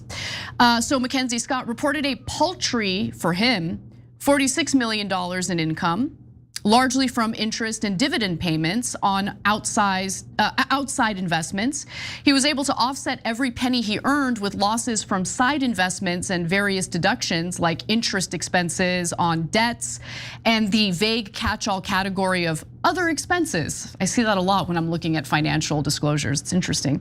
In 2011, a year in which his wealth held roughly steady at $18 billion, Bezos filed a tax return reporting he lost money. Come on. His income that year was more than offset by investment losses. What's more, because according to the tax law, he made so little, he even claimed and received a $4,000 tax credit for his children. No, that's unacceptable, man. That's rubbing it in our face. Yeah. That's spitting in our face. I'm not done yet. Go ahead. Bezos's tax avoidance is even more striking if you examine 2006 to 2018, a period for which ProPublica has complete data. Bezos's wealth increased by $127 billion with a B, according to Forbes. But he reported a total of $6.5 billion in income. Interesting. If I were to do something like that, I would be audited and I'd be in a lot of trouble. The $1.4 billion he paid in personal federal taxes is a massive number, yet it amounts to a 1.1% true tax rate on the rise in his fortune. But I'm sure the CNBC threw those facts right in his face and said, well, it sounds like you're a giant liar because you've been doing the exact opposite of what you just said. Look, Andrew Ross Sorkin did not do that. Really? I don't know why, but I have a little bit of a soft spot for him, but you did bad there. You did bad. They have to go soft. No, but you need access. You need access so that he can come on and do propaganda for billionaires. So let's get to the individual who's not buying it other than us. And that would be Democratic Congressman Ro Khanna, who says maybe next time try a different talking point. Bernie Sanders and my billionaire tax would set up a $60,000 minimum starting salary for all public school teachers. Now he mentions his billionaire tax, and that's been kind of controversial because the billionaire tax that he supports out of California would only impact the state of California. People pay a lot in taxes in California, and a lot of our money gets wasted. So the argument is, if you want to do something about waste, then yeah, we can have a conversation about increasing taxes. But generally speaking, taxing billionaires more, I think, makes more sense when you especially, do a little bit of a deep dive and notice that percentage-wise, in terms of percentage of their income and their wealth, they pay a lot less. Sometimes they pay nothing to federal taxes compared to ordinary, workers who get paid a salary or a wage. And so the bill, by the way, would use revenue from the wealth tax to provide a $3,000 direct payment to every man, woman, and child in a household making $150,000 or less, $12,000 for a family of four. Reverse the $1.1 trillion in Medicaid and Affordable Care Act cuts in Trump's so-called big beautiful bill, which are estimated to cause more than 50,000 unnecessary deaths. By the way, what Ro Khanna is talking about here is a billionaire tax that would impact, people on a federal level. This isn't the California billionaire tax. And this one, I think, makes sense. Expand Medicare to cover dental, vision, and hearing for millions of seniors. Build, rehabilitate, and preserve over 7 million affordable homes to eliminate the affordable housing gap and end homelessness. Ensure no family pays more than 7% of their income on childcare. Establish a $60,000 minimum annual salary for every public school teacher in America. And expand Medicaid home health care for seniors and people with disabilities, which, by the way, would have been incredibly helpful for me and my family as my mom was recovering from cancer at home. So yeah. So unless someone like Ro Khanna becomes president, that bill has no chance of passing. And then you go to wait. A lot of times people in media will acknowledge that it has no chance of passing, but they won't tell you why. The reason why is because all of the Republicans and a majority of the Democrats take money from people like Jeff Bezos. So they vote against bills like that, even though it would help the average American. In fact, because it helps the average American instead of their donors.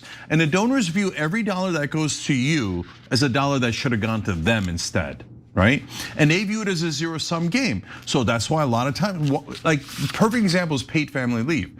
It's 84% popularity, give moms 12 weeks off after they have a baby. Come on, literally almost every nation on earth, there's like 3 island nations that don't have it, and America, the richest nation on earth. Now that one's a layup, right? Everybody wants it and it doesn't cost them that much. No, corporations are like, you're to vote against it, and Democrats, you're going to pretend to be in favor of it, but never introduce it by itself, okay? Can I ask you something, Cenk? Because this is something that I'm super curious about. You are the CEO of this company. The company offers generous maternity or family leave when a baby is coming.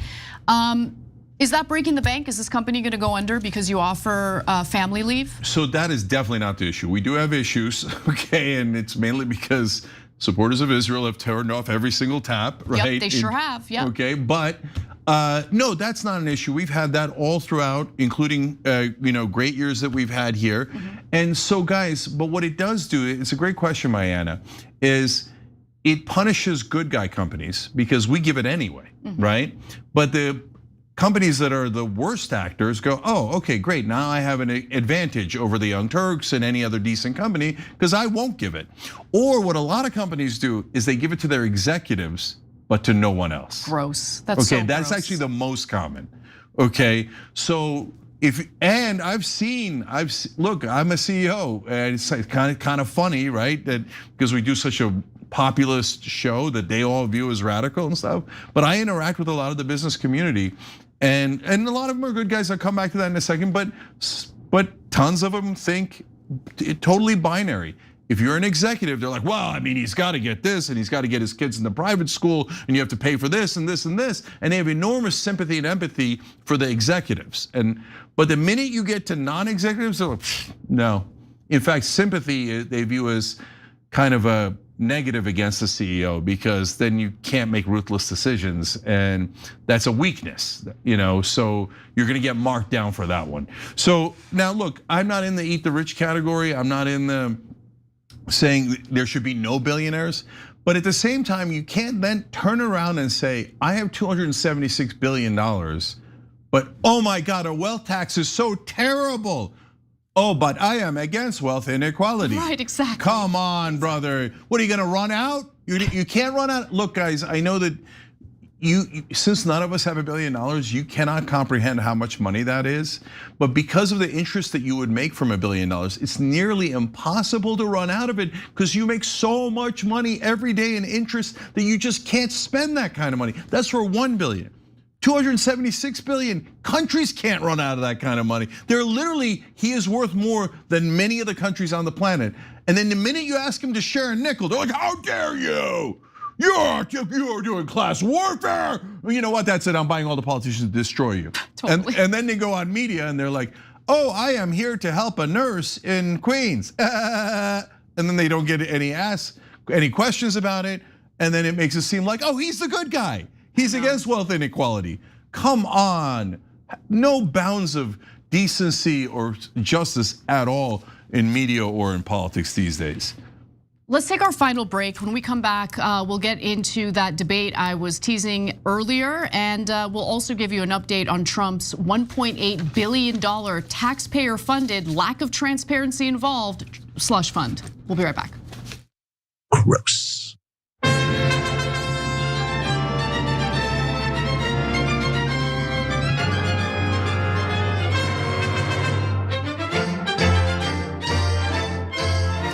All right, let's go to Super Chat. Breaker Wall says he had contracts with the USPS killing the Postal Service. Your Postal Service. Yep. So why? So he could charge you a lot more for having them deliver the mail instead of the cheap way that we do it through the government now. The efficient way that we do it through the government now. So like he's nearly Lex Luthor and he's pretending to be like a humanitarian. Brother, show it. Show me through your actions, not through your total utter garbage propaganda on garbage propaganda CNBC. All right, anyways, also he gave $75 million to do a movie about Melania to make Trump happy, but he does not like money in politics or corporate welfare. Here, Trumpy, I'll bribe your wife so she won't divorce you in the middle of this term, okay? Now give me corporate welfare, I'm gonna pay no taxes. Oh, I'm on CNBC, I'm such a pleasant person. Get the F out of here. Anyway, Crime and Shenanigans writes in on YouTube member section. This is what the news should sound like. Thank you, we appreciate that. Ronald Fan says, happy Thursday TYT family and to you and Cenk and Anna. When I watch you debating Shabbos Kestenbaum, you totally kick his butt, Anna. Good job, keep up the good work. He acts like Dershowitz 2.0. My favorite part of that interview was when he's like, now I'm against AIPAC. Oh, I know. That's please, guys, come on. I think it's because I have a difficult time hiding what I really think. That like when I come across people who are brazenly lying, I can't stomach it. It drives me crazy. They do it with such ease. How do they do it with such ease? Yeah. I mean, they're hilarious. Anyway, No Crass says that's not just about humiliation, referring to the Ben-Gvir video. They have them in distress positions. It's a method of torture. Yes. Both are true, but they love the humiliation part.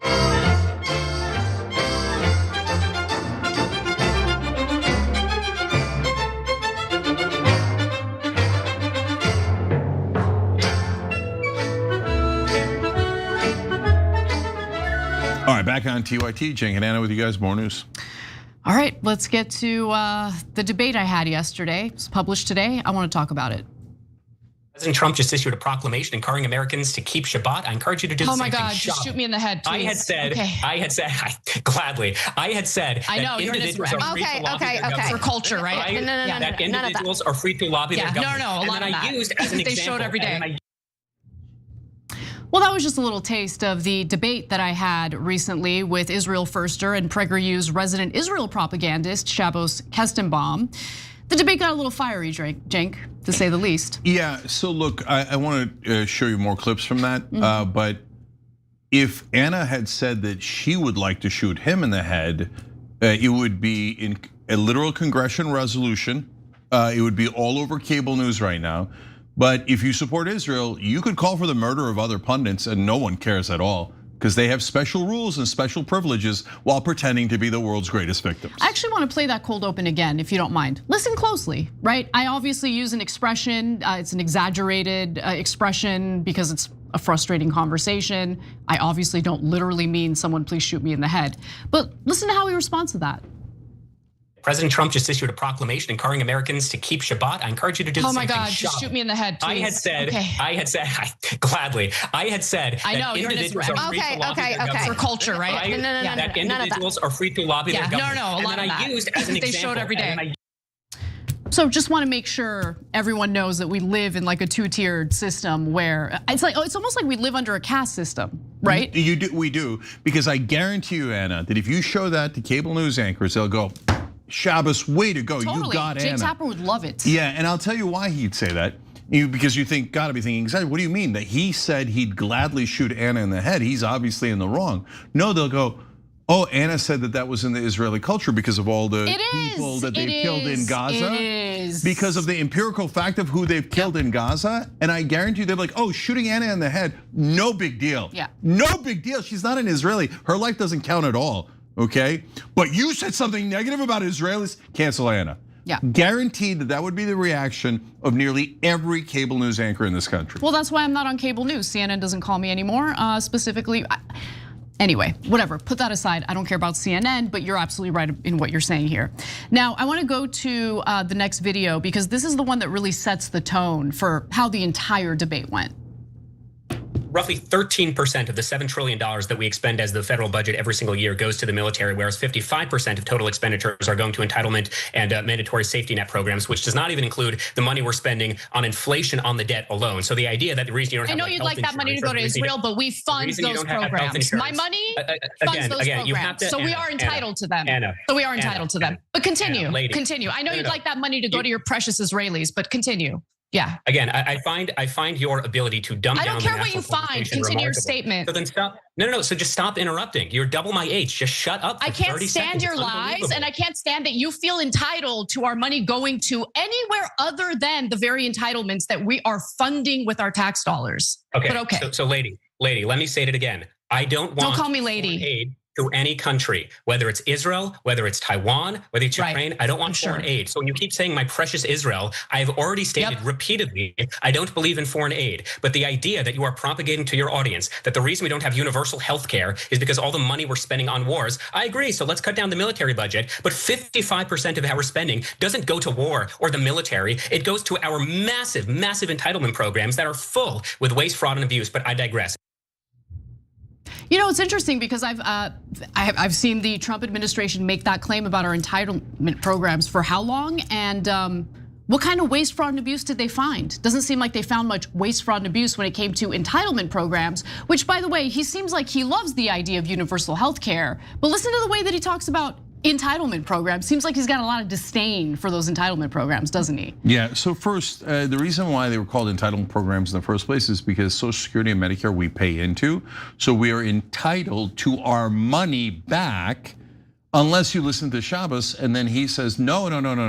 Now, but technically he says, no, I'm not, I don't want the money to go to Israel. Right, so do you want us to go to war against Iran? Of course, you better go to war against Iran and spend what, 29 billion lately, right? At a minimum. So is Israel going to give us the $29 billion for their war? Good question. Right? He'll be like, no way, no, you're all anti-Semites. You owe Israel. Wait, what happened? I thought you said we shouldn't give money to Israel and that you weren't for AIPAC. He's such a gigantic liar. And the reason why they do that kind of husbara is to seem like they're reasonable, right? They're reasonable. I'm unbiased. Yeah. So I wanted to show you that clip first to kind of set the tone of how the entire conversation went. And by the way, here's the thing. If you are making a statement where you are engaging in brazen lies, or more importantly, if you are strawmanning me or lying about me, I'm gonna interrupt you. Just know that, I'm gonna interrupt you, so stop crying about it. More importantly, don't lie about me. Don't strawman me, I won't interrupt you, it's that simple. Anyway, so in the beginning of the interview, just to show you how this guy has no freaking credibility, because he'll lie about irrelevant things. He lied about something totally irrelevant in the very beginning of the debate. So let's take a look at that. I was on the left. I grew up watching Ana Kasparian and Cenk Uygur on the Young Turks. And then I decided I wanted to be a conservative. I wanted to be part of Team MAGA. The mainstream media is going to concoct a narrative whereby this is about Israel, this is about the pro-Israel lobby. But at the end of the day, Thomas Massie himself, between himself and his super PAC, raised close to $15 million.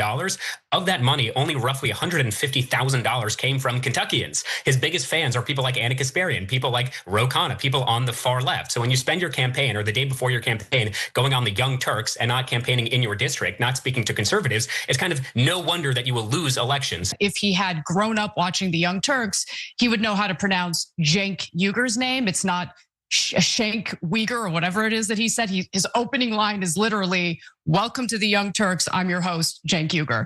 So unnecessary lies. If you're lying about that, what else are you lying about? To say that the Israel lobby had no impact on this election is laughable when you consider the fact that Thomas Massie has drawn the ire of President Donald Trump in past election cycles. Trump has tried to primary him previously and failed to do so. Yeah, and the only difference in this election was that the Israel lobby got involved and spent a lot of money to defeat him, making it the most expensive primary race in American history.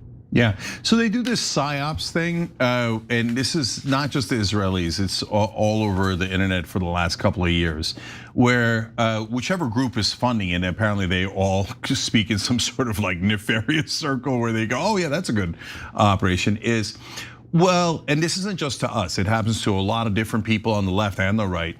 I used to watch your show so much, but you've really changed. It's disappointed me. The real problem is what's happened to you. They never watched the show. They were never it never works on me because I know it's BS. But that lies. I mean, if you're gonna use that lie, just take the extra minute to learn how to pronounce the host's name. Right. Later, by the way, he complained that Anna wasn't pronouncing his name right, as if you've got an obligation to know exactly how you would pronounce his name. Listen, Shabu Shabu, I know that you guys spread this propaganda about Takia. I'm a secular Turk. I grew up a secular Turk, so I didn't even know what that was. I don't even know what that is. What is that? So that's the thing they say, where they say Muslims are allowed to lie about the different things, including their identity and what they support, in order to do an evil plot to help Islam. Okay, is that really a Muslim thing, or is that a thing you made up to smear Muslims? But okay, whatever. So, but remember, every Israeli accusation is a confession.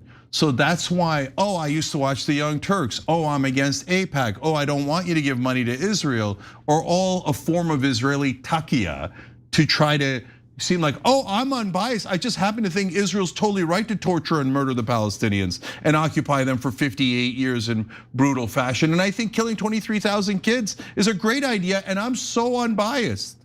That's classic takia, apparently. It's crazy. Okay, so the whole point of this debate, the topic at hand was, did the Israel lobby make all the difference in the Massie race? I believe it did. I've been following the story closely.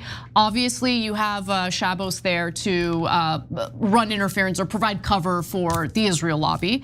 And so I'm gonna play one more video in regard to the Israel lobby, and then we'll get to a really fascinating moment in regard to what Shabbos says to people when he's on a debate panel and what he says to a room full of Jewish students when he thinks no one else is listening. But first, let's actually go to E4. The only thing that changed this time around was that there was the weight and the funding of the lobby, the Israel First lobby, and those ads that they were playing honed in on nonsense, total lies, AI ads purporting, claiming that Thomas Massie was in a sexual relationship with AOC and Congresswoman Ilhan Omar. They fight dirty, they play dirty, because at the end of the day, the American people serve as pay pigs for foreign wars. And Massie was one of the principled Republicans who actually was a fiscal hawk, who actually cared about this country and our economic situation. And so he kept voting no for all sorts of funding projects, including wars for Israel or military aid to Israel. And Israel didn't like that. Their benefactors here in the United States didn't like that. And so the campaign worked this time around. I mean, it's just demonstrably true. Trump has tried to primary Thomas Massie before and it didn't work. Look at the margin in which he won re-election in previous election cycles, and it's just incredible. He was like incredibly popular. And by the way, what does the Israel lobby money get you? It gets you the resources necessary to put out the ads that make it appear as though, because look, the AIPAC funded ads and all that stuff, they didn't focus on like, oh, Thomas Massie refuses to fund Israel. No, of course they didn't focus on that. No, they never talk about Israel. No. Because Israel's super unpopular, so they have to lie to you and pretend that Massie has other issues. Yes, like, oh, Massie has been a huge thorn in Trump's side. He's disloyal to the Republican Party. He's disloyal to Trump. And when you also consider the fact that older voters show up to vote, especially in primaries, whereas younger voters don't, unfortunately, Massie was at a significant disadvantage because the 65 and up voters saw those ads, saw those AI ads, probably didn't even know they were AI ads, probably think that Thomas Massie is in a throuple with AOC and Ilhan Omar. They got super motivated, they show up to vote. Yeah, so the guys, the people who gave them money, among them are Miri Mados and Paul Singer. These are huge pro-Israel donors that have given in many races. And they say, well, no, they're really concerned that, about Tom Massie's position on the border. Really? Because why did Miri Madelson give money to the Democrats before then? Because they don't care about the border. They don't care about anything but Israel. They buy off the Democrats and the Republicans. That's the same people gave George Latimer $18 million to defeat Jamal Bowman and $14 million to defeat Cori Bush, who were both Democrats. They don't care. The only thing they care about is Israel, but they never put Israel in the ads. Instead, they lie to you and pretend they care about other things to smear anyone who would dare oppose Israel. Now, Anna, to me, the most amazing part is that not shabu shabu. I get it. Everybody's got propagandists, and a fascist government like Israel has a lot of them. In fact, they brag all the time about their Hasbara. And now Naftali Bennett, who's leading candidate in the next election in Israel, put out a whole outline today of all the new Hasbara that they have to do, propaganda to convince the West to support Israel no matter what they do, all the atrocities and how to bury that news and how to elevate fake news, etc. So I get shabu shabu, but mainstream media, all of them today in unison, exactly as predicted, saying, oh no, the $16 million that the Israeli lobby gave didn't have any effect at all. Yeah. You're so right, Jake. No effect. You're so right. And by the way, they've given to 94% of Congress, but that had no effect because the politicians don't get affected by millions of dollars. No, those are all facts, and they can't deny those facts. But they say facts have a well-known history of anti-Semitism. Totally, you're exactly right. You're exactly right. Okay, so now I want to get to the final moment that's worthy of discussion, because I noticed that when people like this propagandist Kestenbaum are in front of a room full of Jewish students, he'll throw around the power of the Israel lobby and how powerful Zionists are in the United States. But when he's on a debate panel, he says something entirely different. Now, the topic at hand here is Zionist influence over our media. Let's start off with what he said when I confronted him with his own words, E5. Why are you so happy you brought that up right now? Yeah, go ahead. Anna, what kind of lies are you gonna spew now? Yeah. Oh, get ready. Okay, go ahead. Hurry up. Okay. Go ahead. I brought that up by saying I actually used you as an example. So I'll send you after this. I'll send you the full quote. I said that we live in a democracy where the American people. I've seen the entire video. Okay. Yeah, I've seen the whole thing. Also, it's pronounced Shabbos. I encourage you to also keep it. President Trump just issued a proclamation encouraging Americans to keep Shabbat. I encourage you to do the same thing. Oh my God, just shoot me in the head, please. I had said, gladly. I had said that individuals are free to lobby their government. For culture, right? That individuals are free to lobby their government. No, a lot of that. I used as an example. They show it every day. And then I used as an example of people will say lies. So they will say that American Jews, they will say AIPAC, they will say Israel controls your life. And so I pretended for the sake of argument, let's assume that's true. Okay, why don't you do something in response? Elect candidates. This is the problem I have with the woke right. If you believe that we're controlled by a foreign government, okay, so put up sensible candidates and get them into power. So right before that video started, I had actually read a direct quote from Shabbos Kestenbaum when he was in front of a room full of Jewish students. He was talking about the Zionist control of US media. And I want you to watch what he said and then ask yourself, the statement in the video you just watched, was that an honest statement in regard to what he said in that room full of Jewish students? Let's take a look. What a pathetic philosophy of life. Because if you think AIPAC controls government, this is a free country. Build your own lobbying group and lobby for your causes. You think Jews control Hollywood? Okay, create your own content. You think that Israel is a foreign policy blunder? Okay, well then go to DC and advocate for your beliefs. It's just such a victimhood mentality that is so dumb and really makes you a loser. And I think that's the argument that we should probably go for. I think it's probably more effective to just say, all right, Nick Fuentes, you're right, we control the media. So what are you gonna do about it? You're just gonna bitch on Twitter? Like, okay. Meanwhile, we're gonna control more of the media. You're willing to admit it in front of a room full of Jewish students. You're willing to boast about it. But you know, when you're in front of the non-Jews who might have a problem with that, you say something entirely different, don't you? Takia. Okay, so apparently it's Takia Tuesday.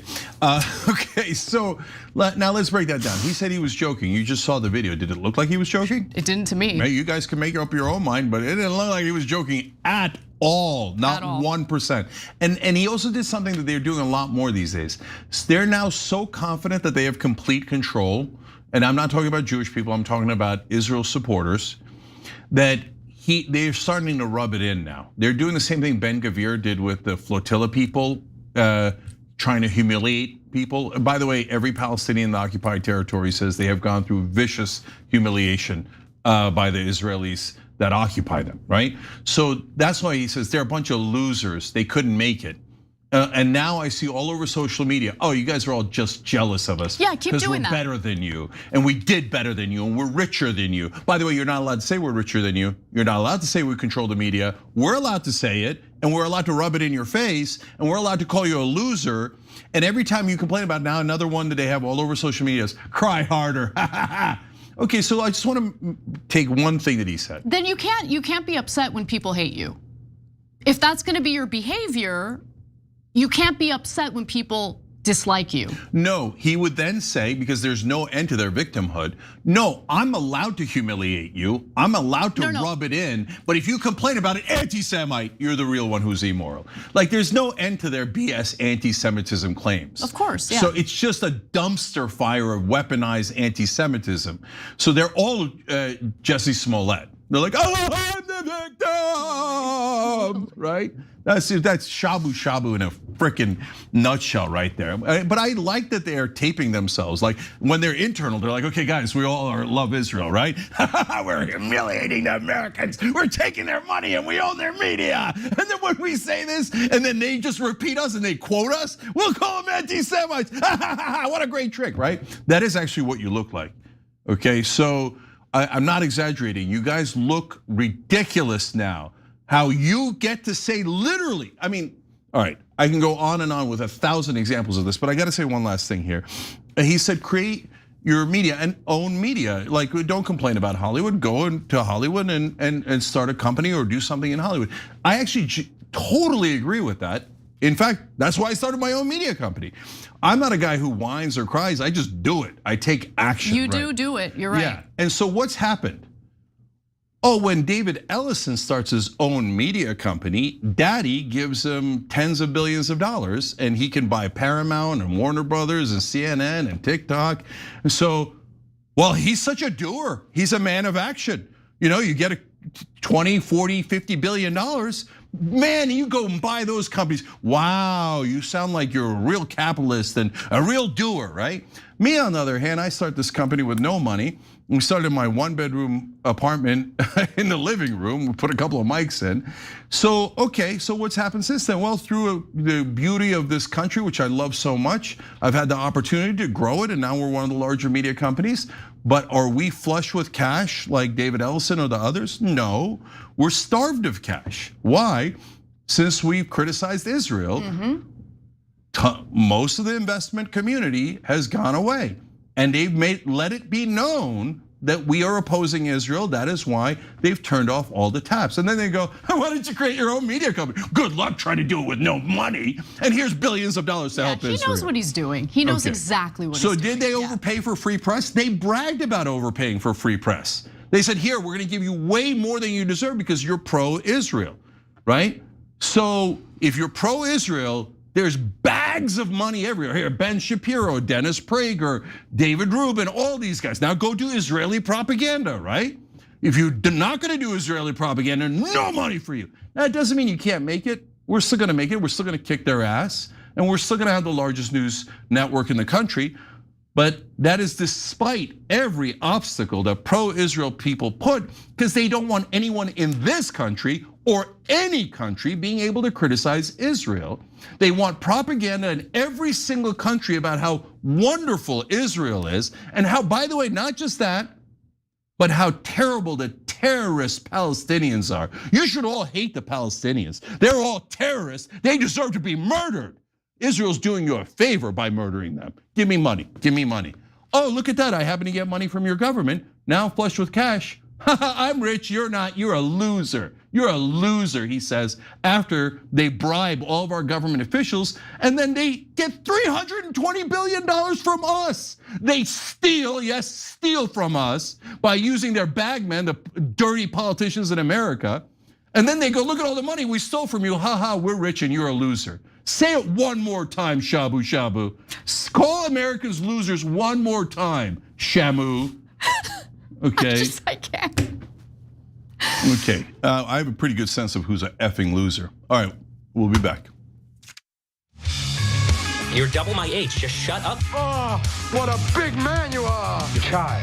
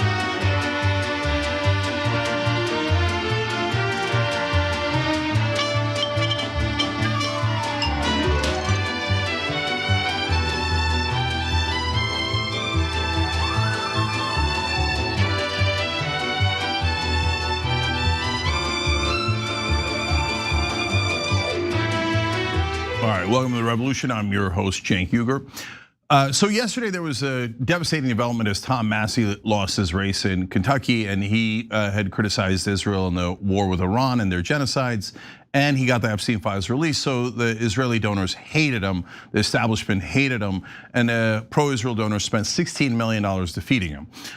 So that was what appeared to be really the only news coming out of this week's elections, but that's actually totally wrong.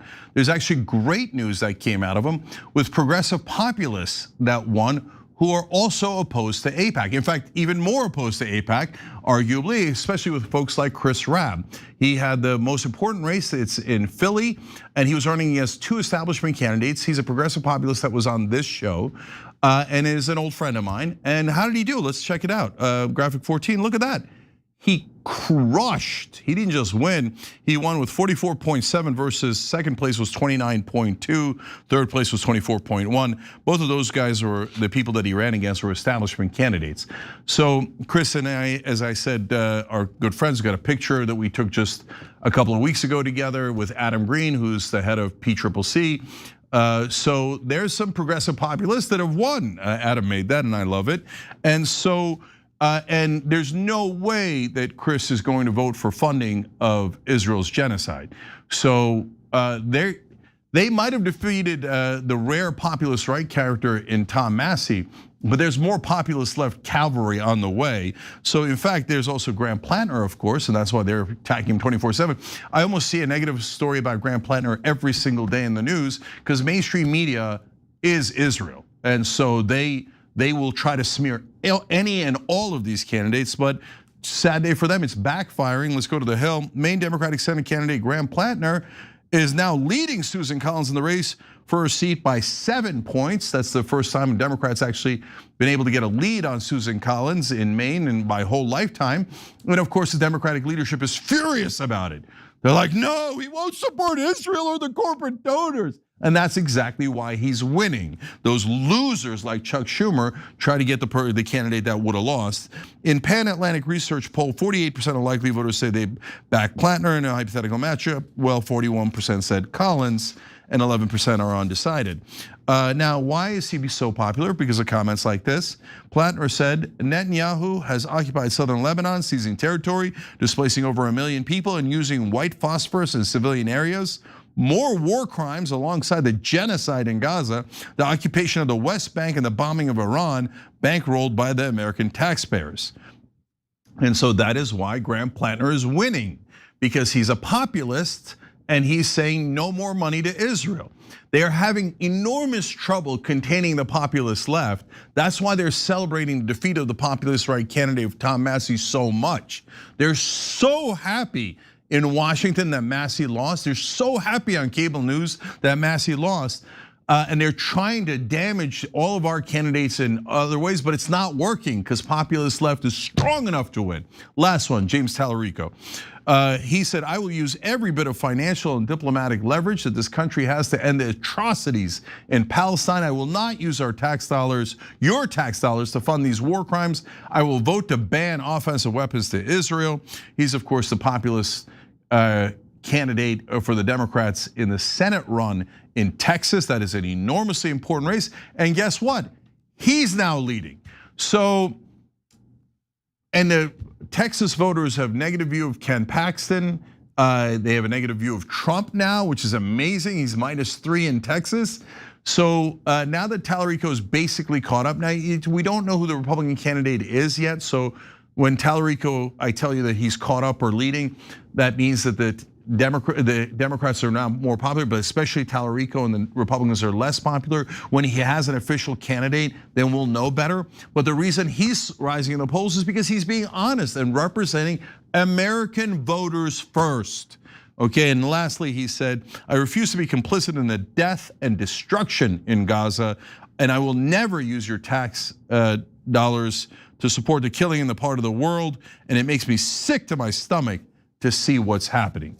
That is clear, that is beautiful, and that is why he's winning, and that is why the Republicans, unfortunately Democratic leadership that has opposed all of these candidates in the past, and mainstream media are livid that they cannot contain the populist left, and I love it. So if you're looking for an alternative that is actually gonna represent Americans and not Israelis or any other country or any corporation or any donor, you come to the populist left, you come to Rebellion PAC, and you come to places that are actually gonna look out for you. And now I'm seeing tons of voters on the line saying, I used to be a Republican, I used to be a 3-time Trump voter. I'm coming over to you guys, and not because I agree with you on X, Y, or Z, but because I need someone who's honest and who actually represents the voters. Even if I disagree with them on some issues, I'm not gonna vote for an Israeli puppet. So give me someone clean and honest and I'll go populist left. There we go. That's the sure path to not just victory, but to actually delivering for the American voters and representing this country and our voters and not other countries, including Israel. All right, now speaking of the populist progressive left, we have one for you guys. Kai Newkerk is running now in Arizona's 4th district. He's a guy that I've known a long time, worked with a long time. Kai, welcome to the program, brother. Great to be with you, Cenk. Thanks so much for having me on, brother. Yeah, love that. No problem.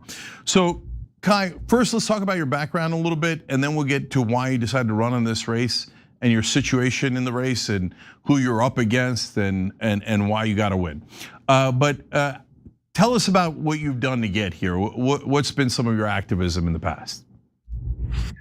Well, about 10 years ago, or a little over in April, just last month, 10 years ago, you and I were with hundreds of people on the steps of the US Capitol after I and many others had marched from the Liberty Bell in Philadelphia. And we said, if Congress didn't take some action to end the corruption of big money in politics and protect the right to vote, that we were going to sit in mass nonviolent civil disobedience. And we did that. The Capitol Police said that that was the largest single day of arrests ever at the Capitol. You and I and hundreds of others were there. And that was one step for me in a journey of many, many years organizing, leading in nonviolent movements for democracy, for peace, for justice for all people, for our planet.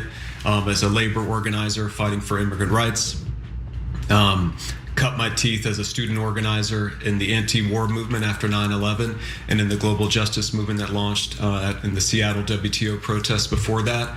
And I will never stop in the struggle to realize what Dr. Martin Luther King Jr. called a beloved community in our country, a society that's rooted not in greed and hatred, but in love for our neighbors. And I love to see what Graham Plattner and James Tallarico and Chris Rabb and others are doing.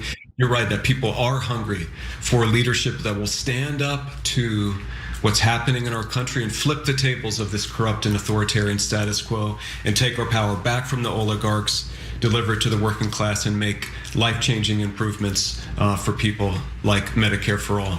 Yeah. And I've been in this fight for a long time, and I say that I'm running now to bring that same nonviolent struggle from the streets and the strikes into the halls of power.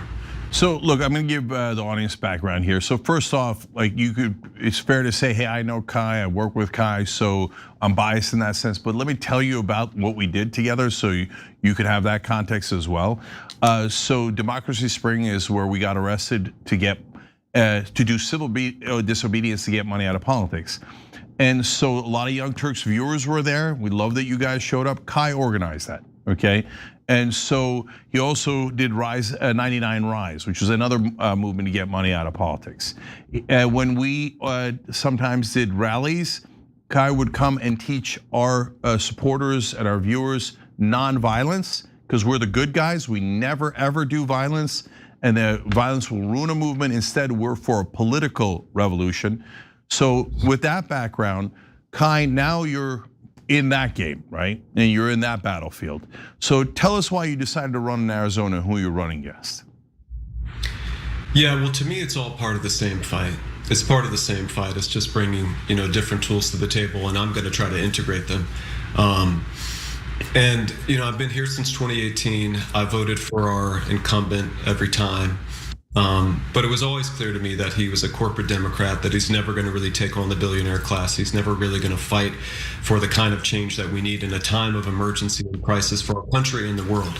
And in the last few years, I was a leader helping to organize the movement here in Arizona to stop the genocide in Gaza and to win a ceasefire and to hold the extremist Israeli government accountable for war crimes, for crimes against humanity. and indeed for genocide. And we pushed a lot of our elected officials. You know, I led a sit-in at Senator Mark Kelly's office in November of 2023. 10 of us were arrested, and we had a good meeting with him afterwards with Jewish and Palestinian constituents. Been a long fight, but we got him finally, along with Ruben Gallego, to vote for Bernie Sanders' resolutions to stop illegal arms sales to Israel in the last month. They need to do a lot more.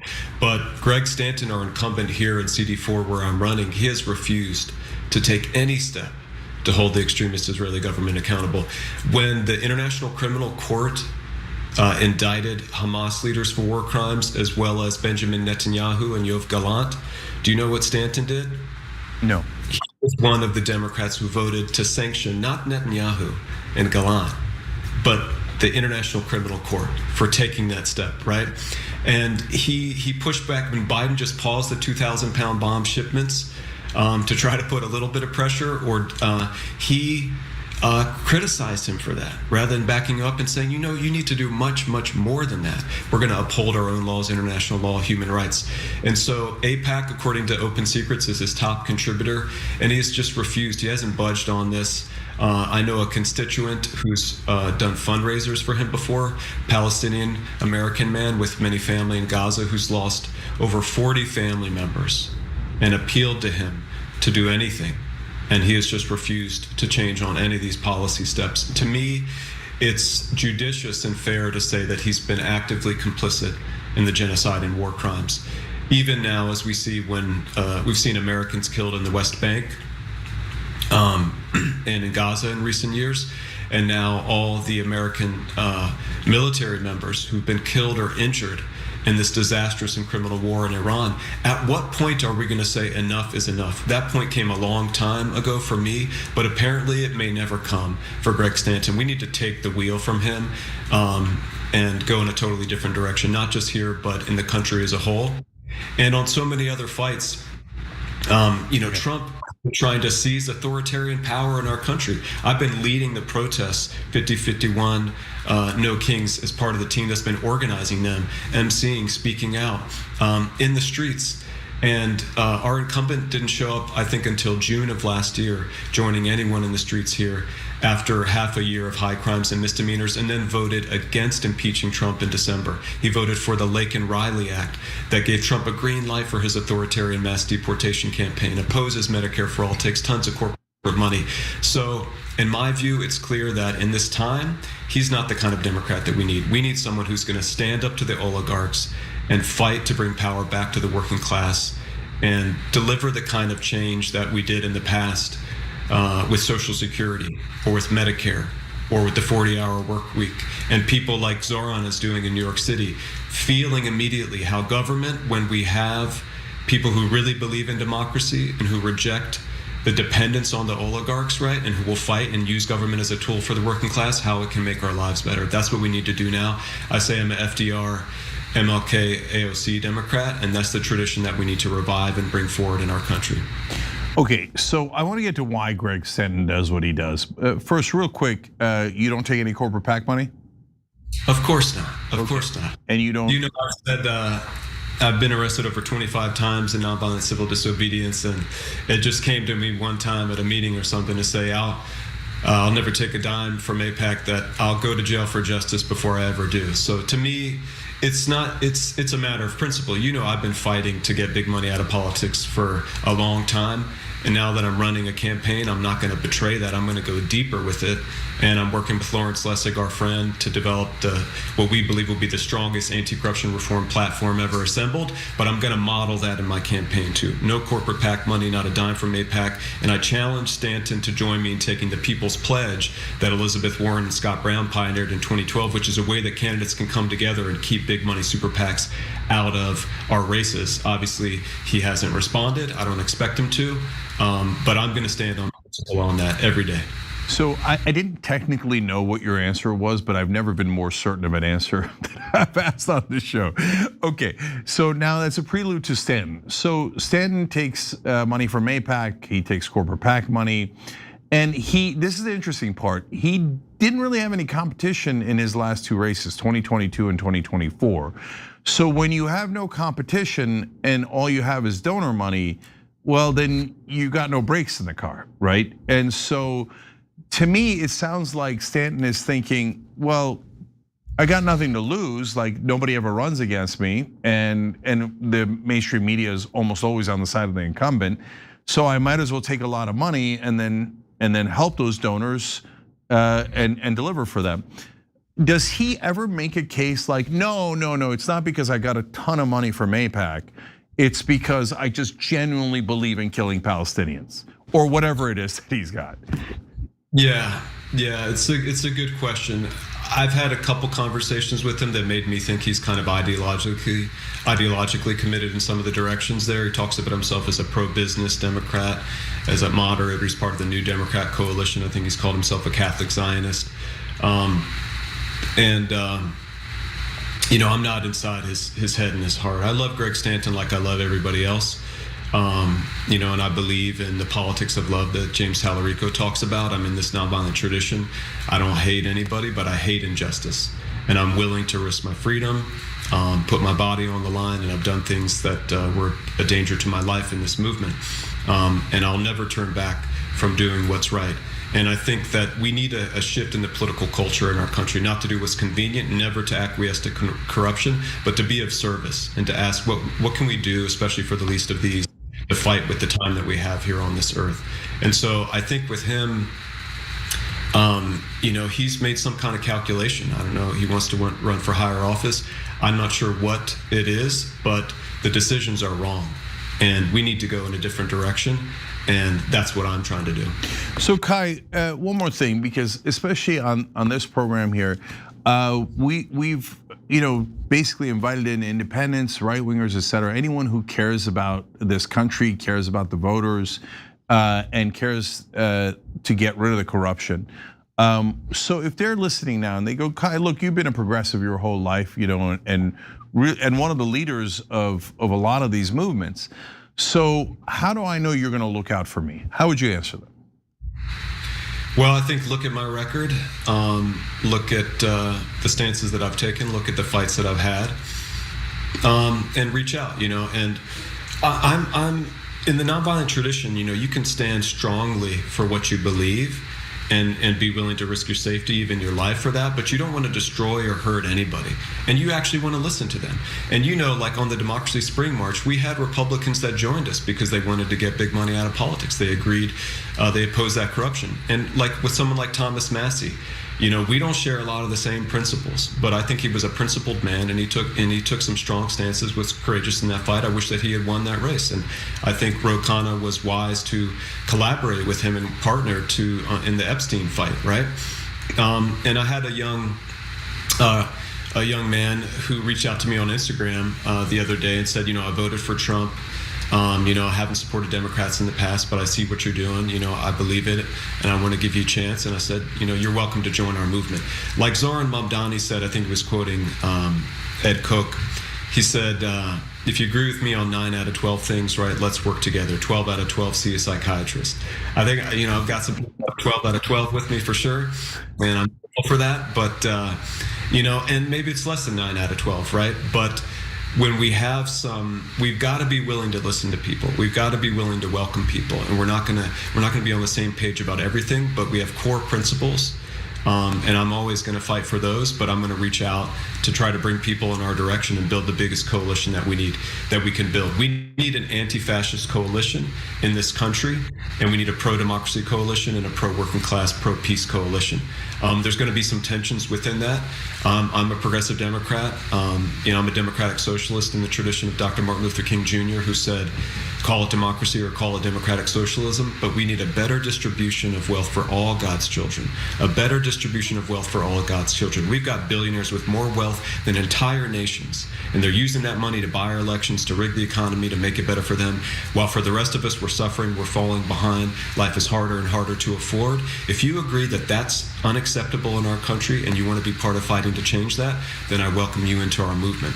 Yeah, so I'm going to ask about one specific question in a sec here, and that'll get to some of the disagreements certainly we have with some Republicans, and that's okay. But 76% of the country wants to raise taxes on the rich. It's not just Democrats and independents, a majority of Republicans also want that. A lot of people don't know that because our media obfuscates it, right?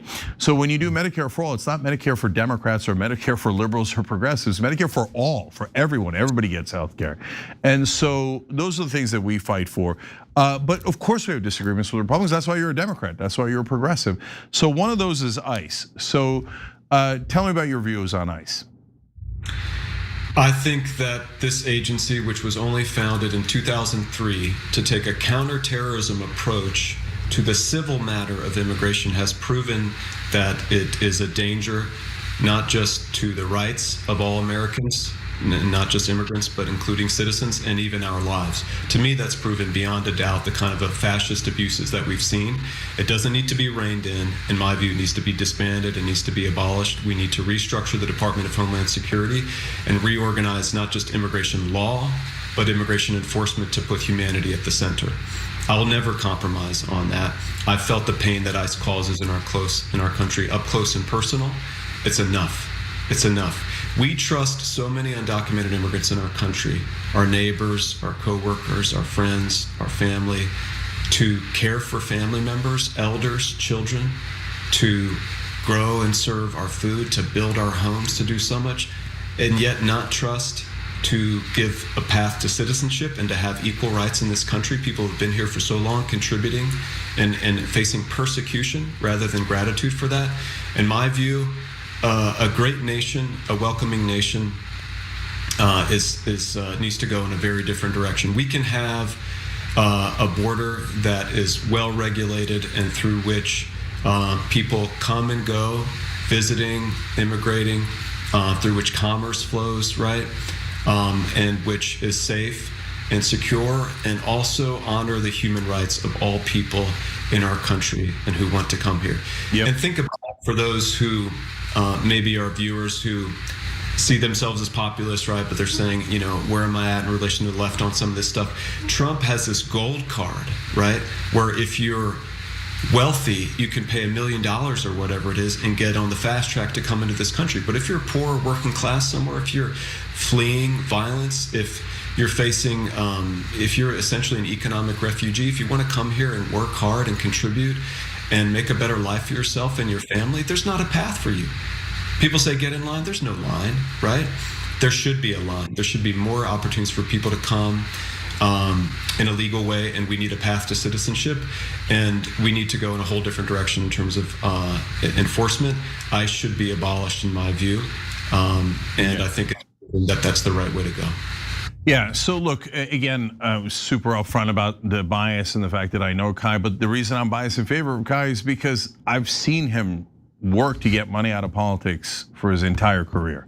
So, you know, I happen to agree with him on most of the policies, the overwhelming majority of the policies, but even if you don't agree with him on everything, this brother's gonna work his ass off to end the corruption in Washington, and we need more people like that. So last thing is just tell everybody your website, Kai, so they can check it out. KaiForAZ.com. We got a path to victory. Our revolution just endorsed us in this race. We're excited about that. Cenk, I need you and your your nephew Hassan to come to a rally for us. I need you to help make that happen. Come here to Arizona. We need Bernie to come and join us. If we win this race, it's going to send shockwaves through the Democratic Party nationwide, not just here in Arizona, that selling us out to the corporate elite and taking all that money from AIPAC and refusing to end our complicity in war crimes and genocide, and helping to enable authoritarian abuses like what ICE is carrying out, that is unacceptable. And we want better, not just as Democrats, independents, all voters. We have an opportunity to seize a new day in our country that I believe is possible. If enough of us who believe in it will come together and fight for it. So I'm grateful to have your support, Cenk. Grateful to have everyone who's viewing join us. We got people volunteering from all around the country, helping us out, phone bank, social media, planning to come knock doors. So everyone is welcome to this fight. We're building a movement of love, truth, and people power to flip the tables of this corrupt status quo and lead us in a whole new direction in this country. So we're ready for you to join us. All right, everybody check out Kai Newkerk, Arizona's 4th district. Let's put honest people in the Congress so we can get money out, end the corruption, and get America back. and get our democracy back. Kai, thanks for joining us, brother. We really appreciate it. Thank you. Great to be with you. All right. Guys, that's what we have for you today. Much love. I'm gonna see you tomorrow.